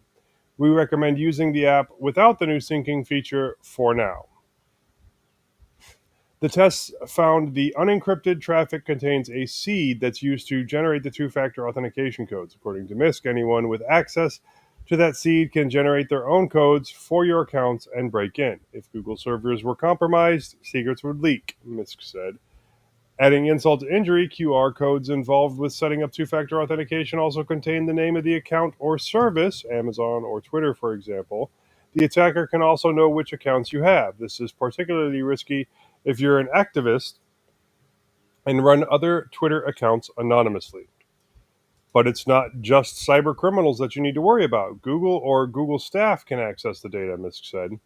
Google acknowledged that the data is not end-to-end encrypted, but said the security feature is coming at some point. End-to-end encryption is a powerful feature that provides... Okay, it just all moved on me. It's because Moss coughed. Yep. I'm not Moss sure where I coughed? was. End-to-end encryption is a powerful feature that provides extra protections, but at the cost of enabling users to get locked out of their own data without recovery, said Christian Brand, Group Product Manager at Google. To ensure that we're offering a full set of options for users, we also begun rolling out optional E2EE in some of our products, and we plan to offer end-to-end encryption for Google Authenticator in the future. Brand posted a Twitter thread with more details. The lack of encryption means Google could, in theory, look at the data and learn what apps and services you use, which can be valuable for a number of purposes, including targeted ads. Allowing a tech giant thirsty for data like Google to establish a graph of all accounts and services each user has is not a good thing, Misk said. But I am going to say that this stuff is free because it's their information, your information that they're selling to other people in order to make money and keep everything running. Yeah, if you don't know or you can't see the product, you are the product. The issue comes as a surprise given Google's history with similar tools. Google has a vaguely similar feature that lets you sync data from Google Chrome across devices. There, the company gives users the option to set up a password to protect that data, keeping it away from prying eyes at Google and protecting it from anyone else who might intercept it. 2FA secrets are considered sensitive data just like passwords. Google already supports passphrases for syncing Chrome data, so we expected that 2FA secrets be treated the same, Misk said. Now, a lot of the security stuff, there is some paranoia involved. Is it less secure without the end-to-end encryption? Absolutely. Is it more secure to have it than to not have it? Yes, it is, because a person would need to break into your 2FA, know your password, know your account, know the service that it's on. Now, yes, they can get the account and the service that it's on through hacks and sales and things like that online, and even the password. But that and the 2FA, unless you are being targeted, is extremely unlikely to happen. That's the whole thing. Don't be the low hanging fruit, and usually you'll be safe, unless there's a reason that you're a target, such as you're an activist, you have a lot of money, whatever. So stay broke, and no one will come after you. That's a lie. They'll come after your credit. It's worked for me. Uh, Anybody else? Because it would be nice if they had the encryption there, but I yeah, mean, I mean, you're right. I mean, at the end of the day, they are providing a service. They're trying to make money. They're using people's data to make money, right. and there's going to be some. I mean, we're talking about a huge number of users, probably. Much bigger than many other things, and so they will have to prioritize where they're going to put their resources in. And as Okay, you say, there's a number of this is good enough that they probably thought it's fine. And I think I can kind of understand why, as a company, they think that. And as you, at the same time, you're right. If you really want to be secure and private and whatever, then this is a problem. But then, if you really wanted to be secure and private, you wouldn't be using Google anyway. So, I mean, it's kind of like right. you don't see many vegetarians in a butcher shop. Do you know what I'm saying? Exactly. And part of the issue is they're trying to improve the current migration process, because if you are using Google 2FA, Google Authenticator, then the way that you migrate to another phone is you have to go in and turn on the feature to allow multiple devices, log in to another device, and then get everything set up there with Google Authenticator, remove Google Authenticator from the first device, and then on the second device, turn off the multiple device option. Unless, of course, you want to use two devices for authentication, I but then mean, that's less secure. I mean, this is a big. As I said, I've been stung by this quite a lot. As I've mentioned in the past, I'm the kind of guy that buys new tech and new phones and things like that. And 6 months, 8 months after I've bought a new device, I'll realize, when I go on a particular website, that, oh shit, my authenticator haven't taken over, and Migrated. yeah, migrated, and that that phone is long gone. And I'm like, damn. Now, is that a niche problem for someone like me who buys a lot of stuff and moves over, and other people who don't? Probably, but I would still say that's probably more uh, common and an issue than the people who need to have complete and utter hardened security. And it's as I said, I've been stung by it. It's caused me problems in the past. I've managed to get around it, but it's never been fun. And every Well, time I've thought to myself, why did I bother? I use some kind of multi-factor authentication nearly every day. So usually during the week, multiple times per day. So it's not something that I'm likely to forget about in migrating to a new device. I mean, But it's that's me. and so I've actually, and I know this isn't best security practice, but I've stopped using authenticator apps, and I use SMS for 2FA. As And I long know as it's that's not the some best thing to type. do. Well, it's the same thing. I mean, if your device gets compromised or if someone clones your phone, but it's the same thing. It's still multi-factor authentication, and we need to move on to the biweekly. Sure, sure. Let's move on to bi-weekly wanderings. Go on, Joe. You're first up. Woohoo! It's me again.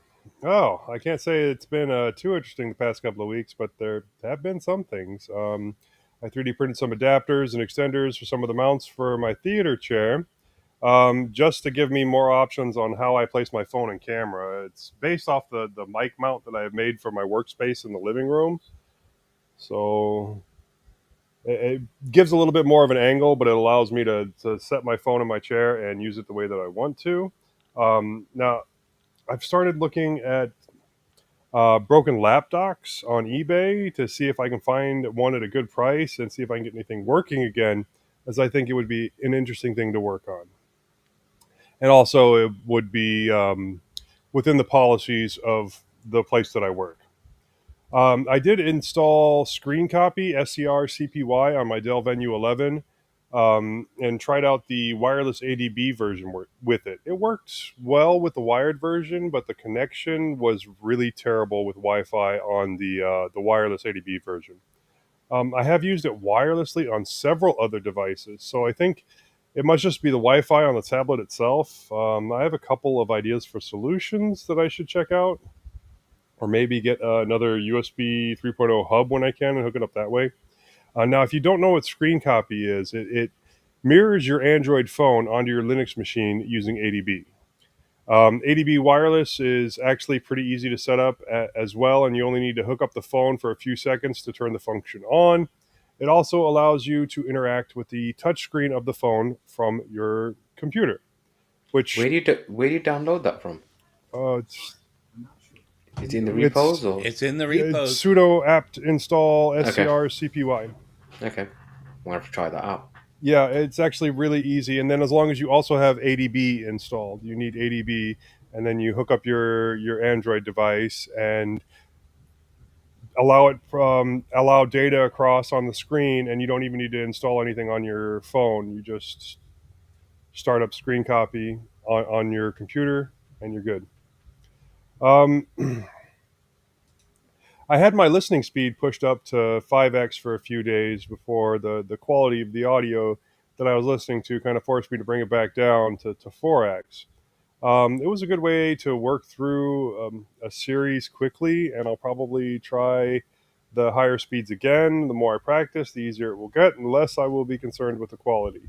But quality does play a significant role with how fast you can play something. Work is really starting to knuckle down on coming back into the office, so I've been working a lot with getting used to going into the office and being there again. My manager really wants us there 3 days a week and 8 hours a day. He actually wants us there like 5 days a week, but the policy currently, until the bank decides somebody messed it up, is 3 days a week. One of the things this means is that I am back to figuring out different devices that I can use that do not violate the policies that are in place and still have the freedom to do the things that I want while also getting my job done. The important part being getting the job done. I'm not watching YouTube, and I'm not, power scrolling Facebook, but I am doing research as needed, and maybe some light journaling, and maybe putting together some show notes, which some of the show notes was written on my phone from work. Previously, I was using EasyTether to provide my tablets with internet so that I'm not having them on the Works network.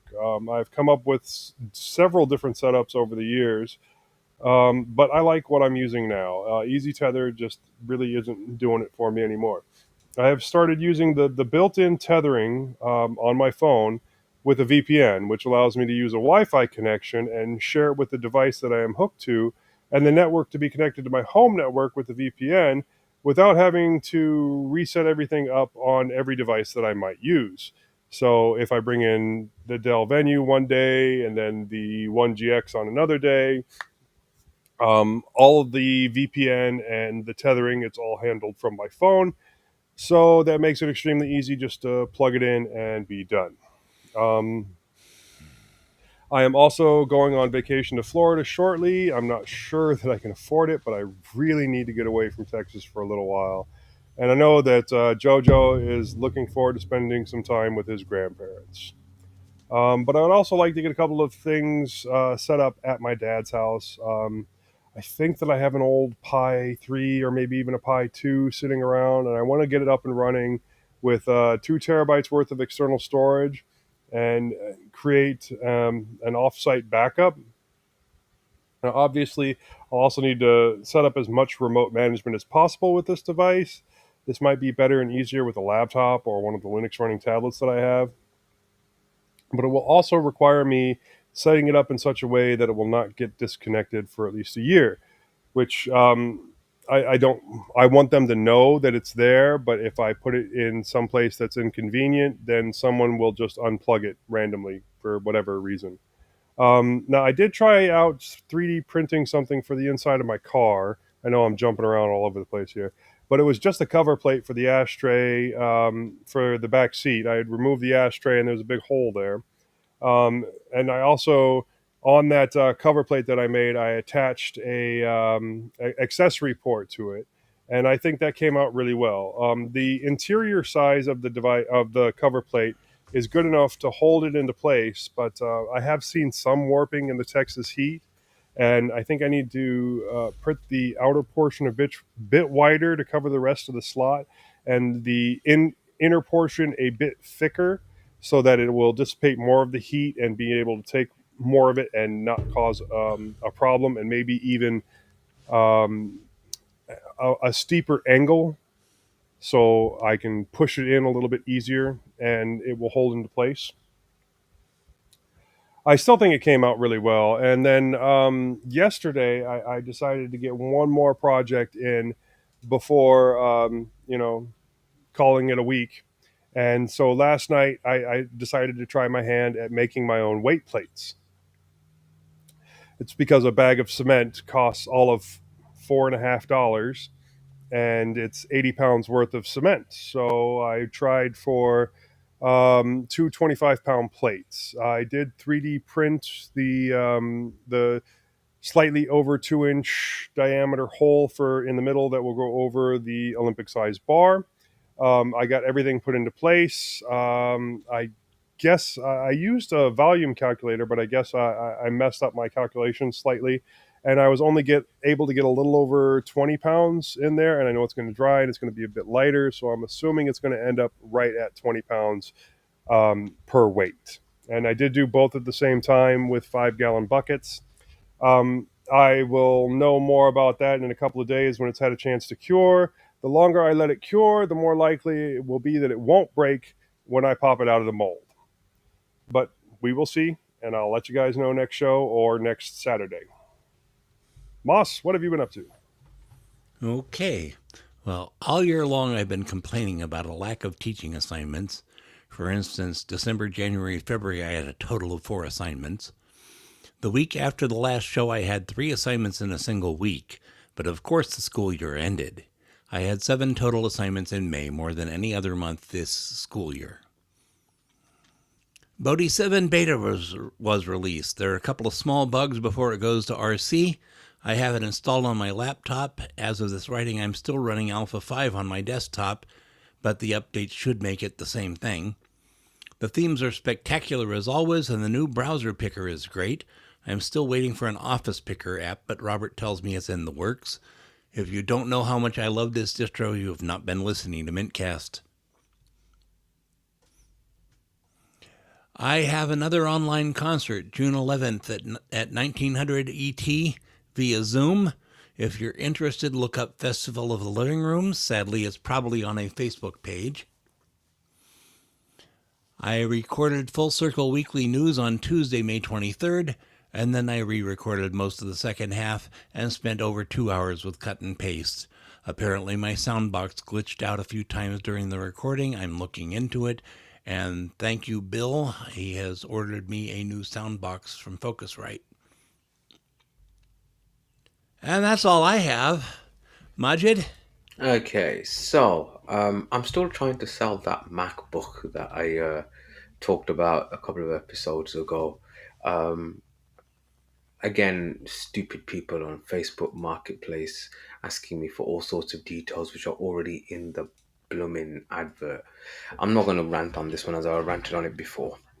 Um, First time in a long time, I decided to root and put a custom ROM on an Android phone. I got a OnePlus 6 last year, specifically because I wanted to try out a Linux operating system like Ubuntu Touch or Postmarket OS. However, my daughter has been using it relatively regularly, and my wife kind of likes the idea of a spare phone in the house that we can do WhatsApp calls to or something like that if one of us is out. So as it's a OnePlus 6, which by the way I think was peak OnePlus personally. I know people will disagree. Some will say the OnePlus 7 Pro, and that's also up there as well. But I think OnePlus 6 was the best all-round phone that they made when you look into price and features and all that sort of stuff. It was one that I brought to America actually. The story that I was telling yesterday on the live stream. Anyway, So anyway, as it's a 6, it's end of life now. It's on Android 11. I wasn't really too fussed about it, and then I thought, well, you know what, if I can't put Linux on it, let me at least mess around with it somehow or the other. So I thought I'd go for the Pixel Experience ROM.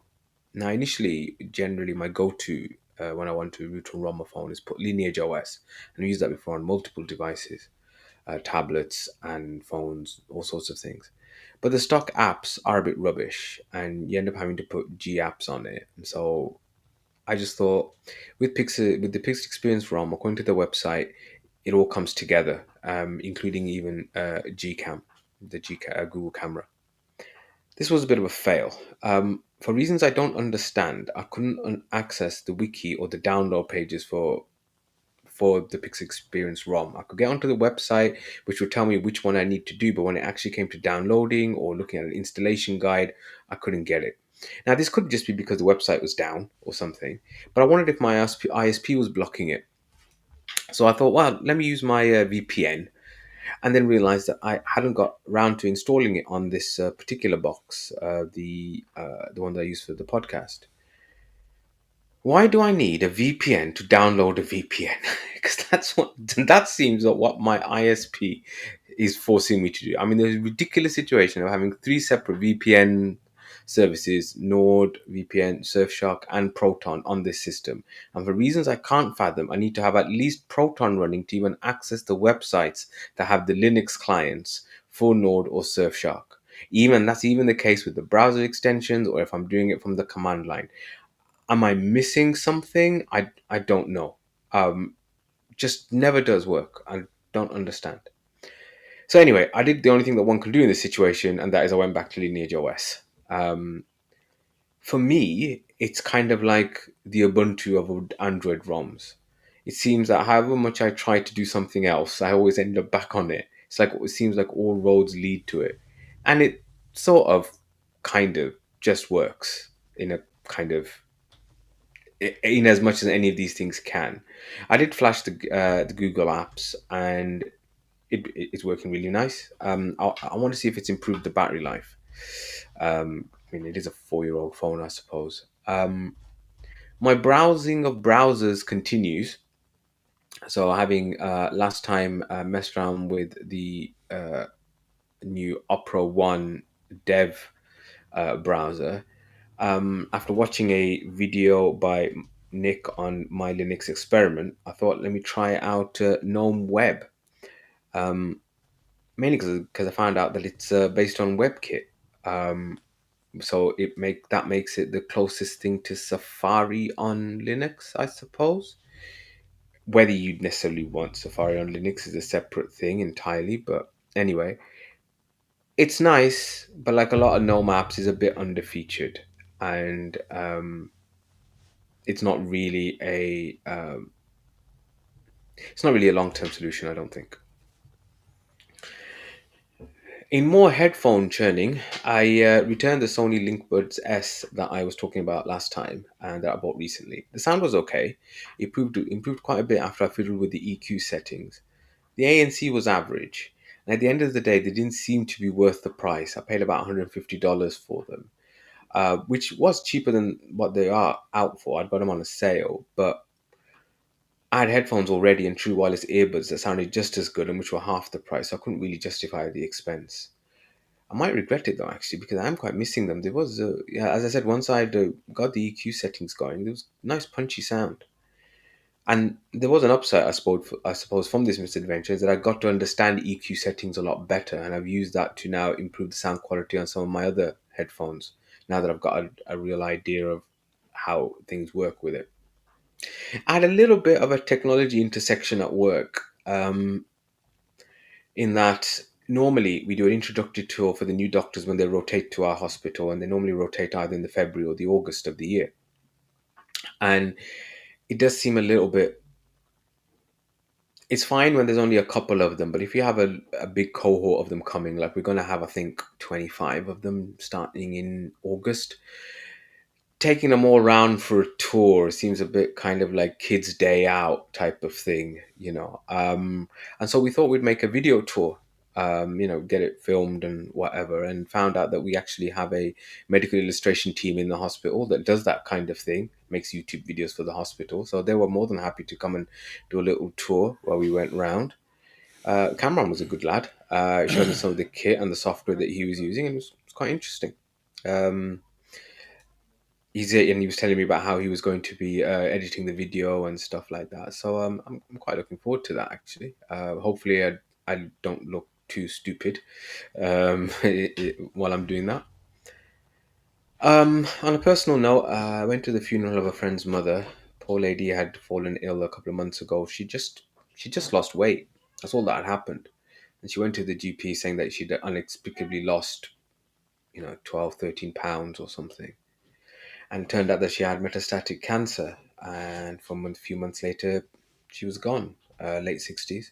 It was a bit of a sobering thought. It was nice to see that, that the mosque was packed out with people. You do sometimes wonder nowadays whether people have time for these things in the way that they used to in the past. So it was nice to see that. I somehow survived my 24-hour shift at the hospital. I took it as a win because I did get a couple of hours sleep, and so I'm taking that as a win. It was only 4 hours sleep, but hey, it's better than being up for the whole 24. And I'm off to Oxford tomorrow to check out the university and have a bit of R&R with the wife. I'm going to be staying at Oxford. Well, actually, I'm not staying at Oxford Castle. I'm staying at the prison, which has been converted into a hotel, the old medieval prison, which has been converted into a hotel, which is right next to Oxford Castle. The reason I chose that because I Did thought they that keep the looked... torture chamber intact? I'm hoping they did, because that's the reason for taking the wife. Right, But, exactly. Is but that where they put the students they're punishing? No, I that's don't... where the wives put the husbands. Yes. And it'd be nice to see the actual historical university and stuff like that. I've been to Cambridge a couple of years ago, and that was a nice little... I felt very posh and upper class were going to that when I went to Cambridge, I remember. I went and had afternoon tea, and I had Betty's buns, which are actually a delicacy and not a part of our anatomy. And, we had cream cheese, and et cetera, et cetera, So, it's me, I can pretend to be a posh man for a day, and,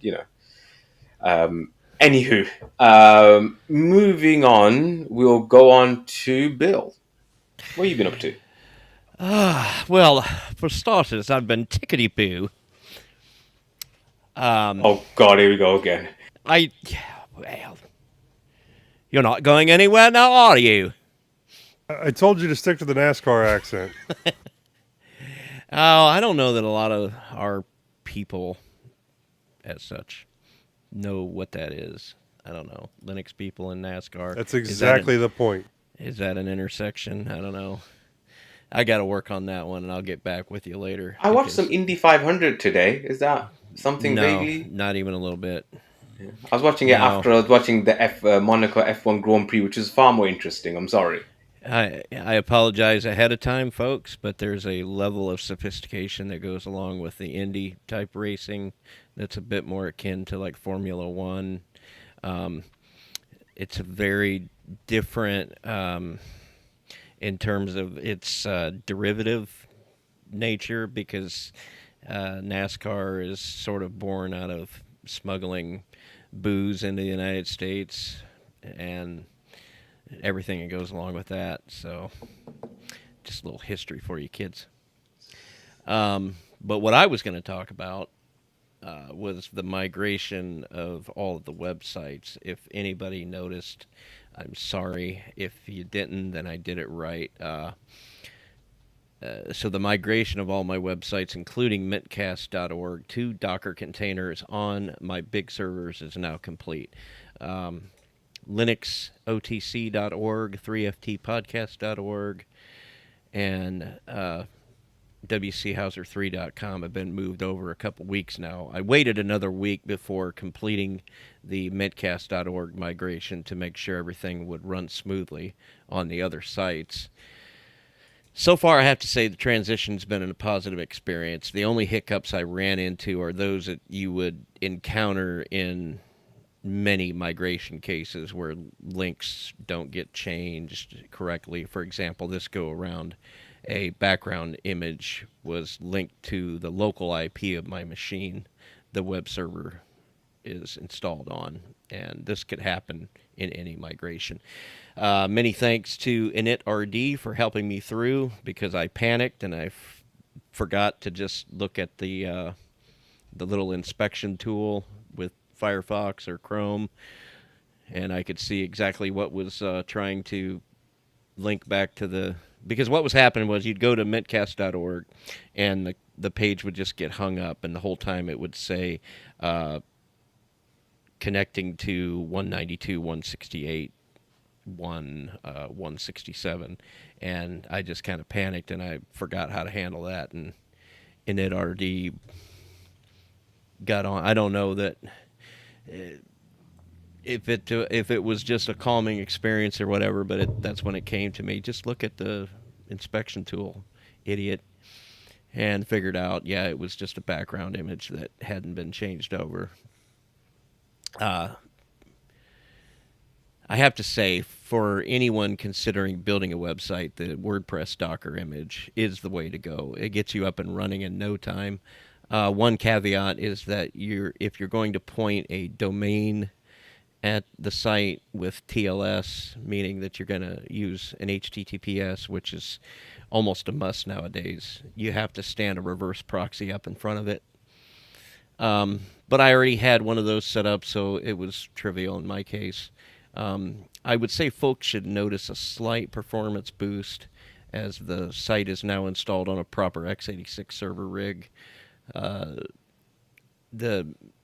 machine mintcast.org and linuxotc.org is installed on as a Dell EMC PowerEdge T40 with a quad-core Intel Xeon E2224G at 4.7 gigahertz with 64 gigabytes of RAM, and Samsung 980 Pro NVMe.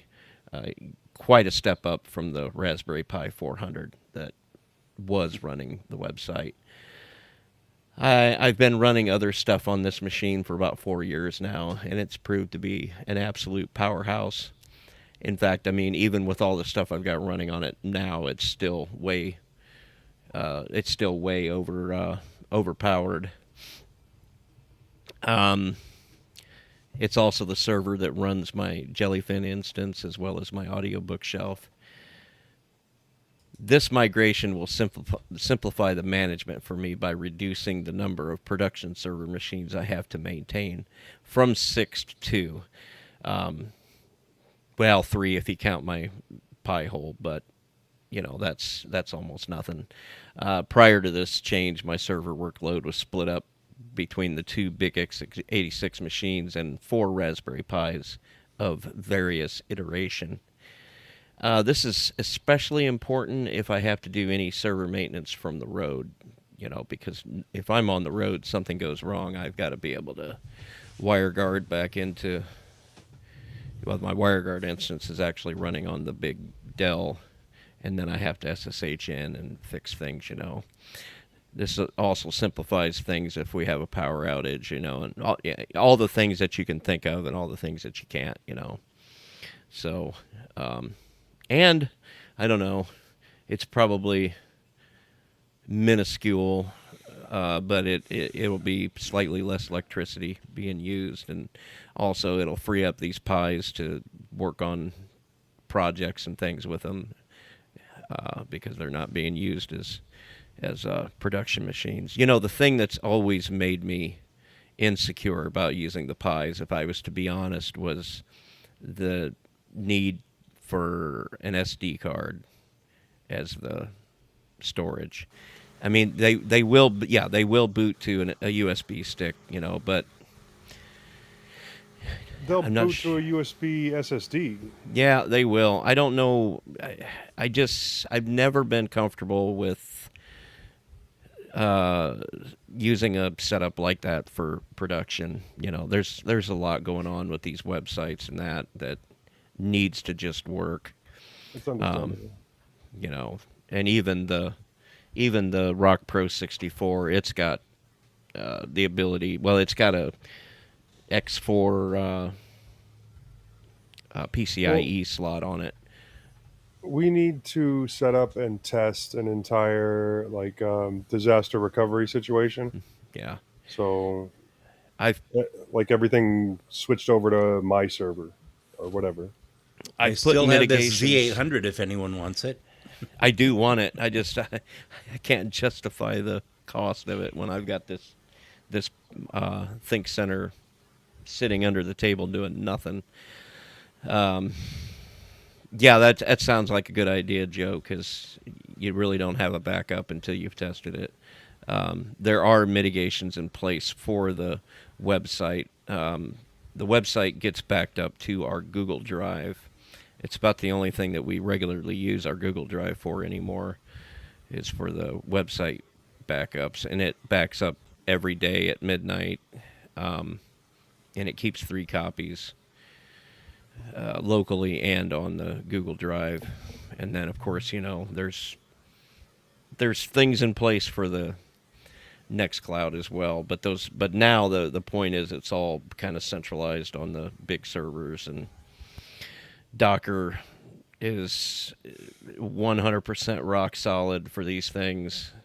And setting it up was not as difficult as I thought it might be. In fact, it was arguably 10 times easier just running a Docker container to set up WordPress than to go through all the arcane steps of installing a web server, PHP, and all that stuff.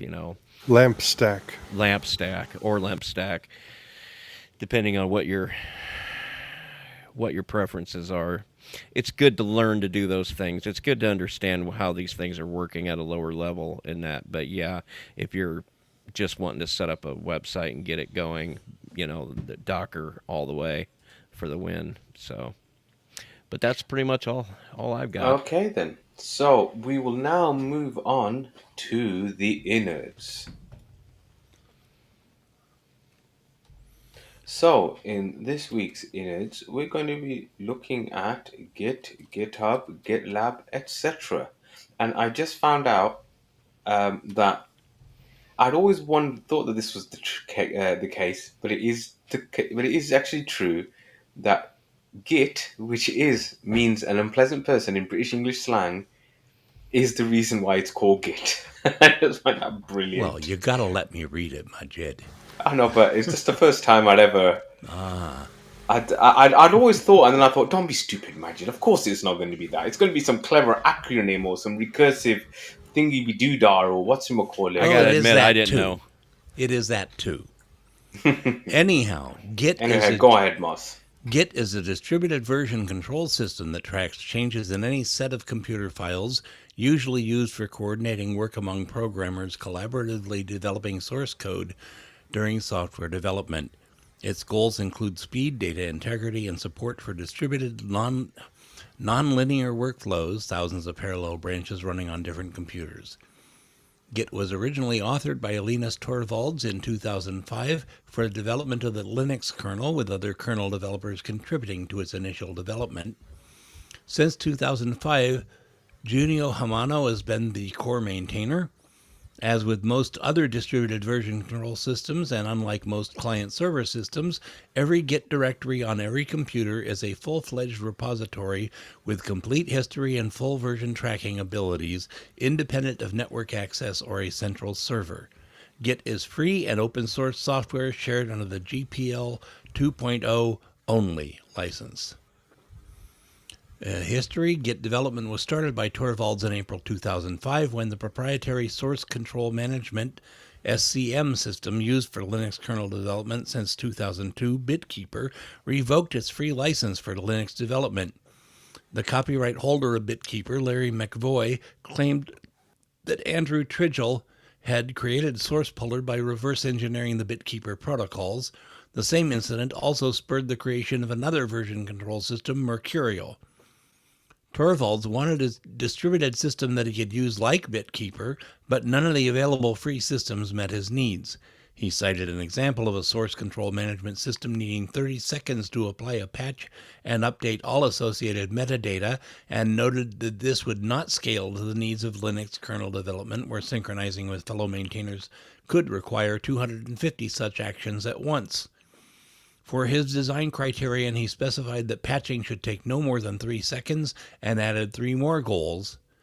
Take concurrent versions system, CVS, as an example of what not to do. If in doubt, make the exact opposite decision. Support a distributed BitKeeper-like workflow. Include very strong safeguards against corruption, either accidental or malicious. These criteria eliminated every version control system in use at the time, so immediately after the 2.6.12 RC2 Linux kernel development release, Torvalds set out to write his own. The development of Git began on 3rd of April 2005. Torvalds announced the project on 6th of April and became self-hosting the next day. The first merge of multiple branches took place on 18 April. Torvalds achieved his performance goals. On 29 April, the nascent Git was benchmarked, recording patches to the Linux kernel tree at the rate of 6.7 patches per second. On 16th of June, Git managed the kernel 2.6.12 release.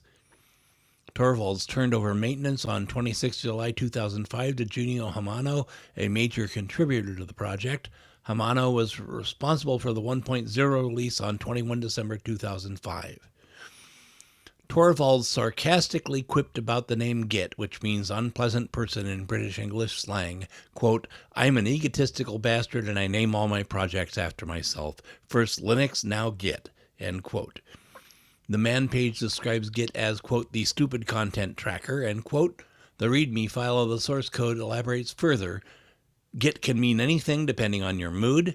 Random 3-letter combination that is pronounceable and not actually used by any common Unix command. The fact that it is a mispronunciation of get may or may not be relevant.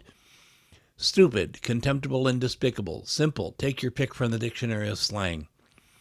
Global information tracker. You're in a good mood and it actually works for you. Angels sing and a light suddenly fills the room. And I have to... This is a family show, but it's GD idiotic truckload of when it breaks. The source code for Git refers to the program as, quote, "the information manager from hell." How incredibly nerdy the whole thing. Yeah, basically, everything Linus does is incredibly nerdy. So, yeah. Have you guys used any kind of version control system? Have you used Git? I've used Git, but just for like, I Git use it for a couple of pulls. scripts of mine for Arch, and then like I use it to Yeah, back up config files and stuff. I haven't used it to back up anything. The only thing I've ever done is do Git pulls and then compile and run things. Yeah, I've But done that. I have used like SVN. I don't know if you guys are familiar with SVN from Apache. Yeah. So Arch it's just used another to version use control all these system. things to pull packages from. Okay, well, I'm going to talk about GitHub and GitLab, and I'll let someone else cover all the others. While Git is a standalone tool that doesn't rely on central repositories, there are external Git repositories that you'll most likely come across. These platforms significantly simplify data exchange between members of a development team, serve as an additional backup, and provide various additional functions like documentation, bug tracking, and quality assurance. For public projects, these repositories also act as an information and download page for anyone interested in the project. In essence, these modern web interfaces make it easy to begin and manage Git projects. GitHub Inc. is an internet hosting service for software development and version control using Git. It provides the distributed version control of Git plus access control, bug tracking, software feature requests, task management, continuous integration, and wikis for every project. Development of the GitHub.com platform began on October 19, 2007, and the site was launched on April 2008. Headquartered in California, it has been a subsidiary of Microsoft since 2018. It is commonly used to host open source software development projects. As of January 2023, GitHub reported having over 100 million developers and more than 372 million repositories, including at least 28 million public repositories. It is the largest source code host as of November 2021. Users can choose to open a free account or select one of the multiple paid options. Recently, restrictions on private repositories were lifted, so you can now create unlimited projects that are visible only to selected users. The advantages of paid accounts are increased storage availability, the ability to include enterprise servers for authentication, single sign on, and the additional support provided by GitHub. If you use GitHub for all your software projects, then you effectively have a cloud solution for your source code. You won't have to search for project data on multiple computers or in old backups because you know you can find everything on GitHub. GitLab Incorporated is an open core company that operates GitLab, a DevOps software package which can develop, secure, and operate software. The open source software project was created by Ukrainian developer Dmytro Zaforsets and Dutch developer Sista Sijbrandi. In 2018, GitLab Inc. was considered the first partly Ukrainian unicorn. Since its foundation, GitLab Incorporated promoted remote work and is known to be among the largest all-remote companies in the world. GitLab has an estimated 30 million registered users, with 1 million being active licensed users. GitLab Inc. was established in 2014 to continue the development of the open source code sharing platform launched in 2011 by Dmytro Zaforsets. The company's other co-founder, Sitza Sijbrandi, initially contributed to the project and by 2012 decided to build a business around it. GitLab offers its platform as a freemium. Since its foundation, GitLab Inc. has been an all-remote company. By 2020, the company employed 1,300 people in 65 countries. GitLab also gives you the option of running a GitLab server in your own data center, which can reduce costs. Users can install the GitLab platform on their own server to manage Git projects. They can then use the software to develop commercial or open source projects without their code or business data falling into the wrong hands. If you're taking a self-hosted GitLab approach, keep in mind that there are several components that must run on one or more servers. These include web applications based on Ruby on Rails, PostgreSQL database server, SSH server, Gitly server, Redis database server, and Nginx web server. So, Majid? GOGS. GOGS is described on their website as a painless self-hosted Git service. GOGS can be hosted on all platforms supported. No, not you. Sorry.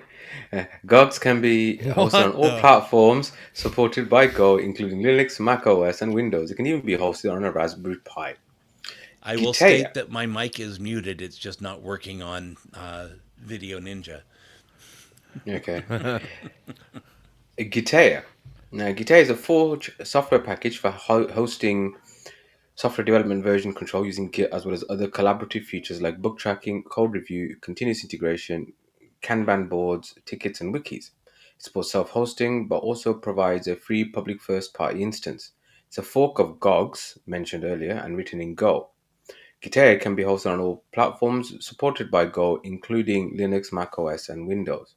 Gitea was created by Luni Xiao, who is also the founder of the self-hosted Git service GOGS. He invited a group of users and contributors of GOGS.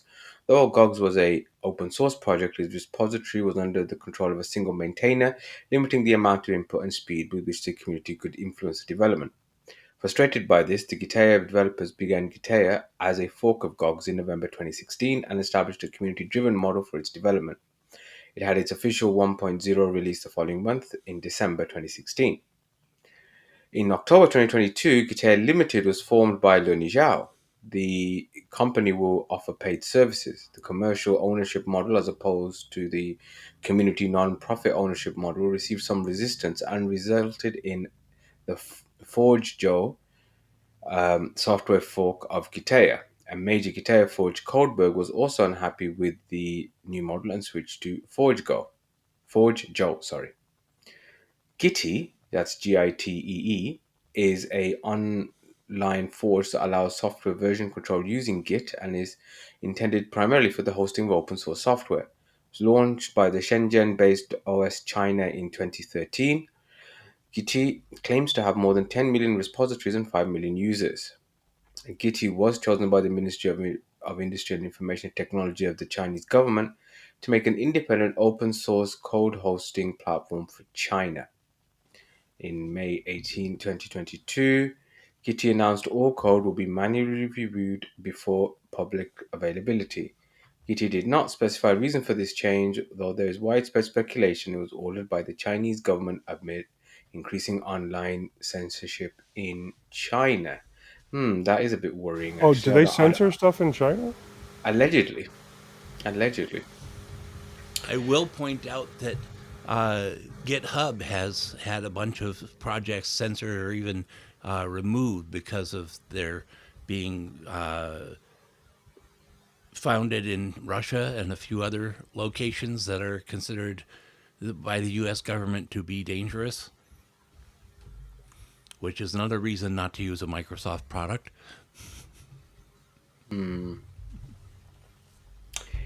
And the last one to mention is Codeberg. So Codeberg is described on their website as a democratic, community-driven, non-profit software development platform operated by Codeberg EV and centered around Codeberg.org, a Forge. This is such a terrible word. I'm sorry. Forge Forge Joe. Joe. Yeah, Forge Joe based software forge. Flipping heck. Forejo. Yeah, maybe that would work better actually. On Codeberg, you can develop your own free software projects, contribute to other projects, browse to inspiring and useful free software, share your knowledge, or build your projects at home on the web using Codeberg pages, just to name a few. It's a non-profit corporation, and an open community of free software enthusiasts providing a humane, non-commercial, and privacy-friendly alternative to commercial services such as GitHub. Any comments by any of the fine gentlemen on this podcast? Well, I'm- go ahead, Joe. Well, GOGS seems interesting. Gitya seems interesting. I'd love to see something hosted on a Raspberry Pi. But I'm not really collaborating with anybody on any code. So, I mean, like the work I have now, the version control system they have is completely proprietary. And that's really the usefulness of these, each one of these systems. While they're kind of based on the underlying Git concept that was invented by Linus, and then kind of made a product out of it that is used to provide a platform for developers to have a meaningful mechanism to contribute to code in a way that gives it gives the ability for there to have uh, main people doing the contribution, but at the same time you've got a way for people to do what they call drive-by commits, where somebody can just get on and edit a bit of code and then See the version history. see the version history, and then it can be added to the trunk, or the original product, or it Or can make a be fork. or make a fork, and the mechanism is all there for you to use, and it is way better. I mean, I'm not a developer, but I've seen it described how things were done in the past, and it was kind of a barrier to entry for a lot of developers that had to learn each one of these different methods for version control, like Bazaar. What was it called? Bazaar and SVN, and all these projects were using all these different things. Well, Git comes along and it kind of standardizes the method and makes it more Yeah, accessible. but SVN is still out there, and I know Git came out in 2005 thanks to Moss, and I was I in was control using of it, yes. yeah I was SVN I was an SVN admin in what 2011 2012 somewhere in that time frame. So Well, The all one, this means that Linus is a two-trick pony. yeah, yes. But what I like is the excuse me, the projects that host their code on GitHub, but also have their documentation there as well, and there's a bit of a social, excuse me, social component involved where conversations can take place, some support can happen, and you have the ability to download the assets right from there if you was to just go and get the application from GitHub, which I think a lot of us have installed a lot of things that we've heard about and went to GitHub and downloaded it. And like I said, the ones that I like the best are the ones that provide the clear, easy to use instructions on how to get it downloaded and get it installed. Even What if else? you, Yeah, the dependencies and things like that. right, Just a full step by step. Do this and it will work is greatly right. appreciated. And not all of them are like that.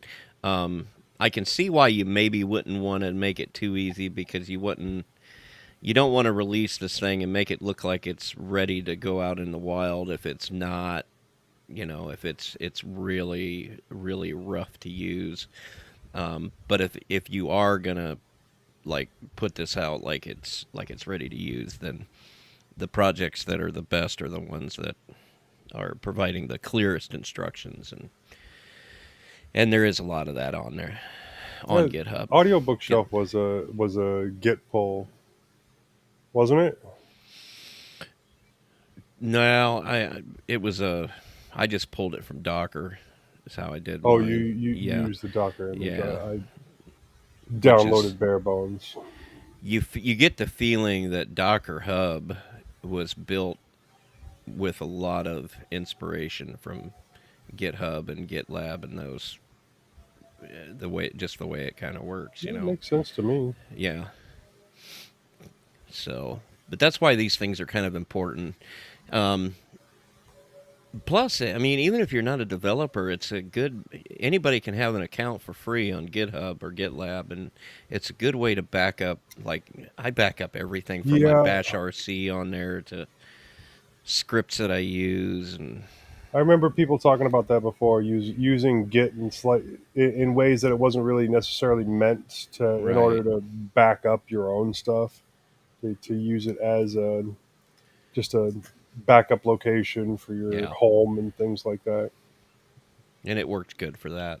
I wouldn't try to use it to back up your photos or anything like that, but text files, it's just fine. That's all I got on it. Okay, then. So, next, vibrations from the ether. Well, basically, there's no vibrations from the ether. No So, love. not that we know of.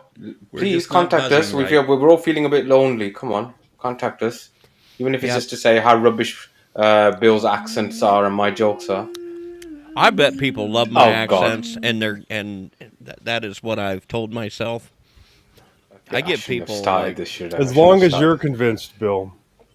people on my other shows like they demand it. People on your Okay. other shows are truckers. I didn't want to say that. Not Thanks for both saying of it the for me, shows, boss. but yeah, yeah, Anywho, it's true. let's move on to check this out. So, Joe, what can we check out? Well, I did put a couple of links here, but I did not put this first one here. I believe it was Londoner that put it here and check this out.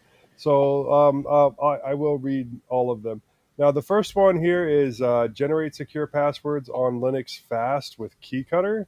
And this is from OMG Linux via Londoner.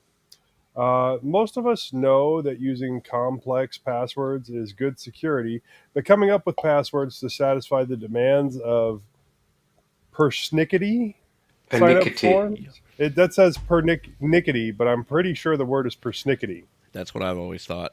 Sign up forms can be an effort. Capital letters, special Pernickety. character, number, hex. Well, I would accept your opinion on that since you are the English one here, and it is the English language. So if you say pernickety is actually a word, No, it's persnickety. thank you. Yeah, and if Moss says it's persnickety, you Okay, can take that to the bank. Or Okay, at so least the you dictionary. You have all these different And mute. characters: capital, special character, number, hex, etc. And hex code is made up, but hopefully you get the point. Okay, Cutter, formerly known as Secrets, is a simple password generator app for Linux, written in Python and GTK4 libadwaita. It does nothing more than generate random passwords when required. That's it. Now, obviously, using a dedicated password manager, which often have generators built in, or a web browser that suggests complex passwords in signups forms is arguably more efficient, but apps like KeyCutter have a place too. The app is not intended to replace your password manager, but is a backup solution if the integrated password generator in, for example, Firefox doesn't recognize the password field, or you need to generate a password for an app where you can't use your password manager. Or if you want some kind of separation between your password manager and what's generating your passwords.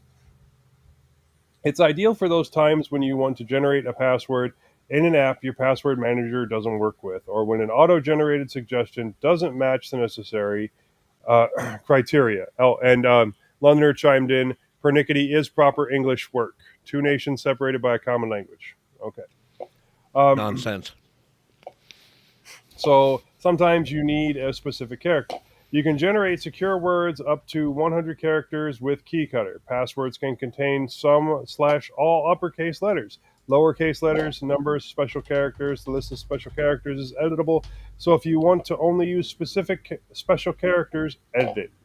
In summary, KeyCutter is a Linux app that lets you generate strong passwords that are difficult for others to guess. Since using unique passwords for different accounts is the best insurance against hacking, this app lets you do that in seconds. Now, I do know that a lot of websites don't allow for what is it, caret or the and symbol and things like that.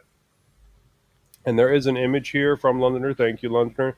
That shows the application and how to set it up, or at least partially set it up with, and you can pick your special characters and the length and everything else. And it looks like According to Merriam-Webster.com, pernickety is a de-evolution of persnickety. I knew we weren't done with this. okay. At least we can all agree that the correct pronunciation is Damon. That's all I'm going to say. I agree with Joe. I'm But with I Joe would. on that one. We're glad we don't have Leo. Because Americans are not comfortable using the word demon for anything good. Clearly, I agree it's with clearly you, Londoner. Damon. All is we're in clearly agreement. Damon. We Thank have you. a consensus on this. Yes. We are like the it only is Linux officially podcast Damon. in the world with a consensus on the. Well, if it was demon, it would be Demon. If it's Daemon, it's Damon. In it? Yes, correct. I You have agree. officially become American.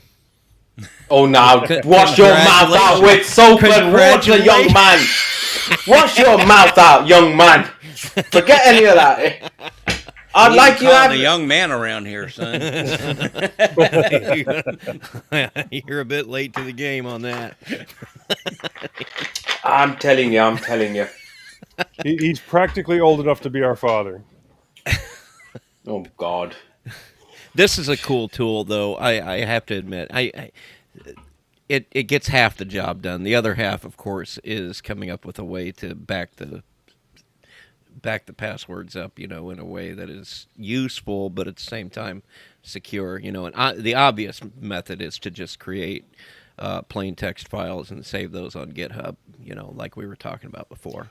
Yeah, Londoner, unencrypted. Londoner, I saw what you wrote there, and my only response is "et tu, Brute." What did Brute eat two for? Indeed. But anyways, the last two links in check this out.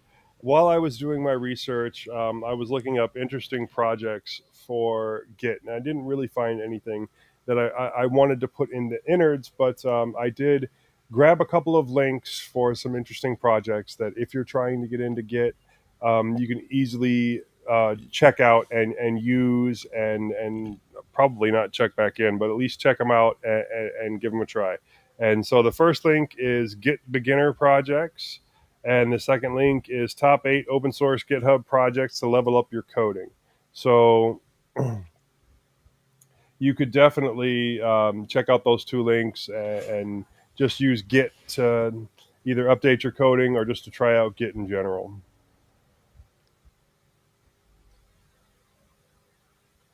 That's it. Okay then. No más. So time for a few housekeeping and announcements. Thank you for listening to this episode of mintCast. If you see something you'd like to hear about, tell us, please. Really, please. Send us email at mintcast@mintcast.org. Join us live on YouTube. Post at the mintcast subreddit. Chat with us on Telegram and Discord, or post directly on the mintcast website at mintcast.org. Our next episode is going to be at 2 p.m. US Central Time on Sunday, June the 11th, 2023. And there is a link in the show notes to get that converted to your time zone. The next Roundtable live stream will be on Saturday, June the 3rd, 2023. And again, that can be converted to your time zone by link in the show notes. The next Roundtable live stream will be 2 p.m. US Central Time on Saturday, June 17th, 2023. And there's a link to have that converted to your time zone in the show notes. Livestream information is at mintcast.org/livestream. So, wrapping up, Joe. Well, if you like the sound of my voice, you can catch me on a couple of my other podcasts. I'm on the Linux Link Tech Show, which is at tllts.org. I'm on the Linux Lugcast, which is linuxlugcast.com. You can send me an email directly, jb@mintcast.org, or you can buy me a coffee on Ko-fi. Link in the show notes. Moss. Well, if you like the sound of my voice, I'm on Full Circle Weekly News, Distro Hoppers Digest, which is approximately monthly. My email is bardmoss@pm.me. I'm on Mastodon as @zyvala@hosttux.social, and my other contact information can be found at itsmoss.com. Bill? Well, I'm on two other podcasts, Linux OTC and Three Fat Truckers. Go check me out there. You can email me at bill@mintcast.org. I'm Bill_H on Discord, at WCHauser3 at fostodon.org on Mastodon, and at WCHauser3 on Twitter and Facebook as well. Majid? And I'm available on drmajid@mintcast.org, at Atypical Doctor on Twitter, Atypical Anesthetist on Instagram, Atypical Anesthetist on Discord, and the Atypical Anesthetist podcast on Spotify. Links in the show notes. Before we leave, we want to make sure to acknowledge some of the people who make mintCast possible. Whoever's doing our audio editing, Bill. Probably me. Whatever happened to that guy that was offered to do the audio editing? Which one? We have had We talked about, I think, last week or the week before. Last episode, somebody, I want to say Brad. It was some kind of American name like that. Anywho, it doesn't matter. Haven't heard back. Archive.org for hosting our audio files. Hubstar for our logo. InitRD for the animated Discord logo. Londoner for our time syncs and interesting pernickety facts. Good old Bill for hosting the server which runs our website maintenance, and the Nextcloud server on which we host our show notes and raw audio. And of course, the Linux Mint development team for the fine distro we love to talk about. Thanks, Clem. Thanks, Clem. Thanks, Clem. Oh, come on, kids. And That's Co. a wrap. Thanks, Now, let's see everybody. if we can keep this. Stop.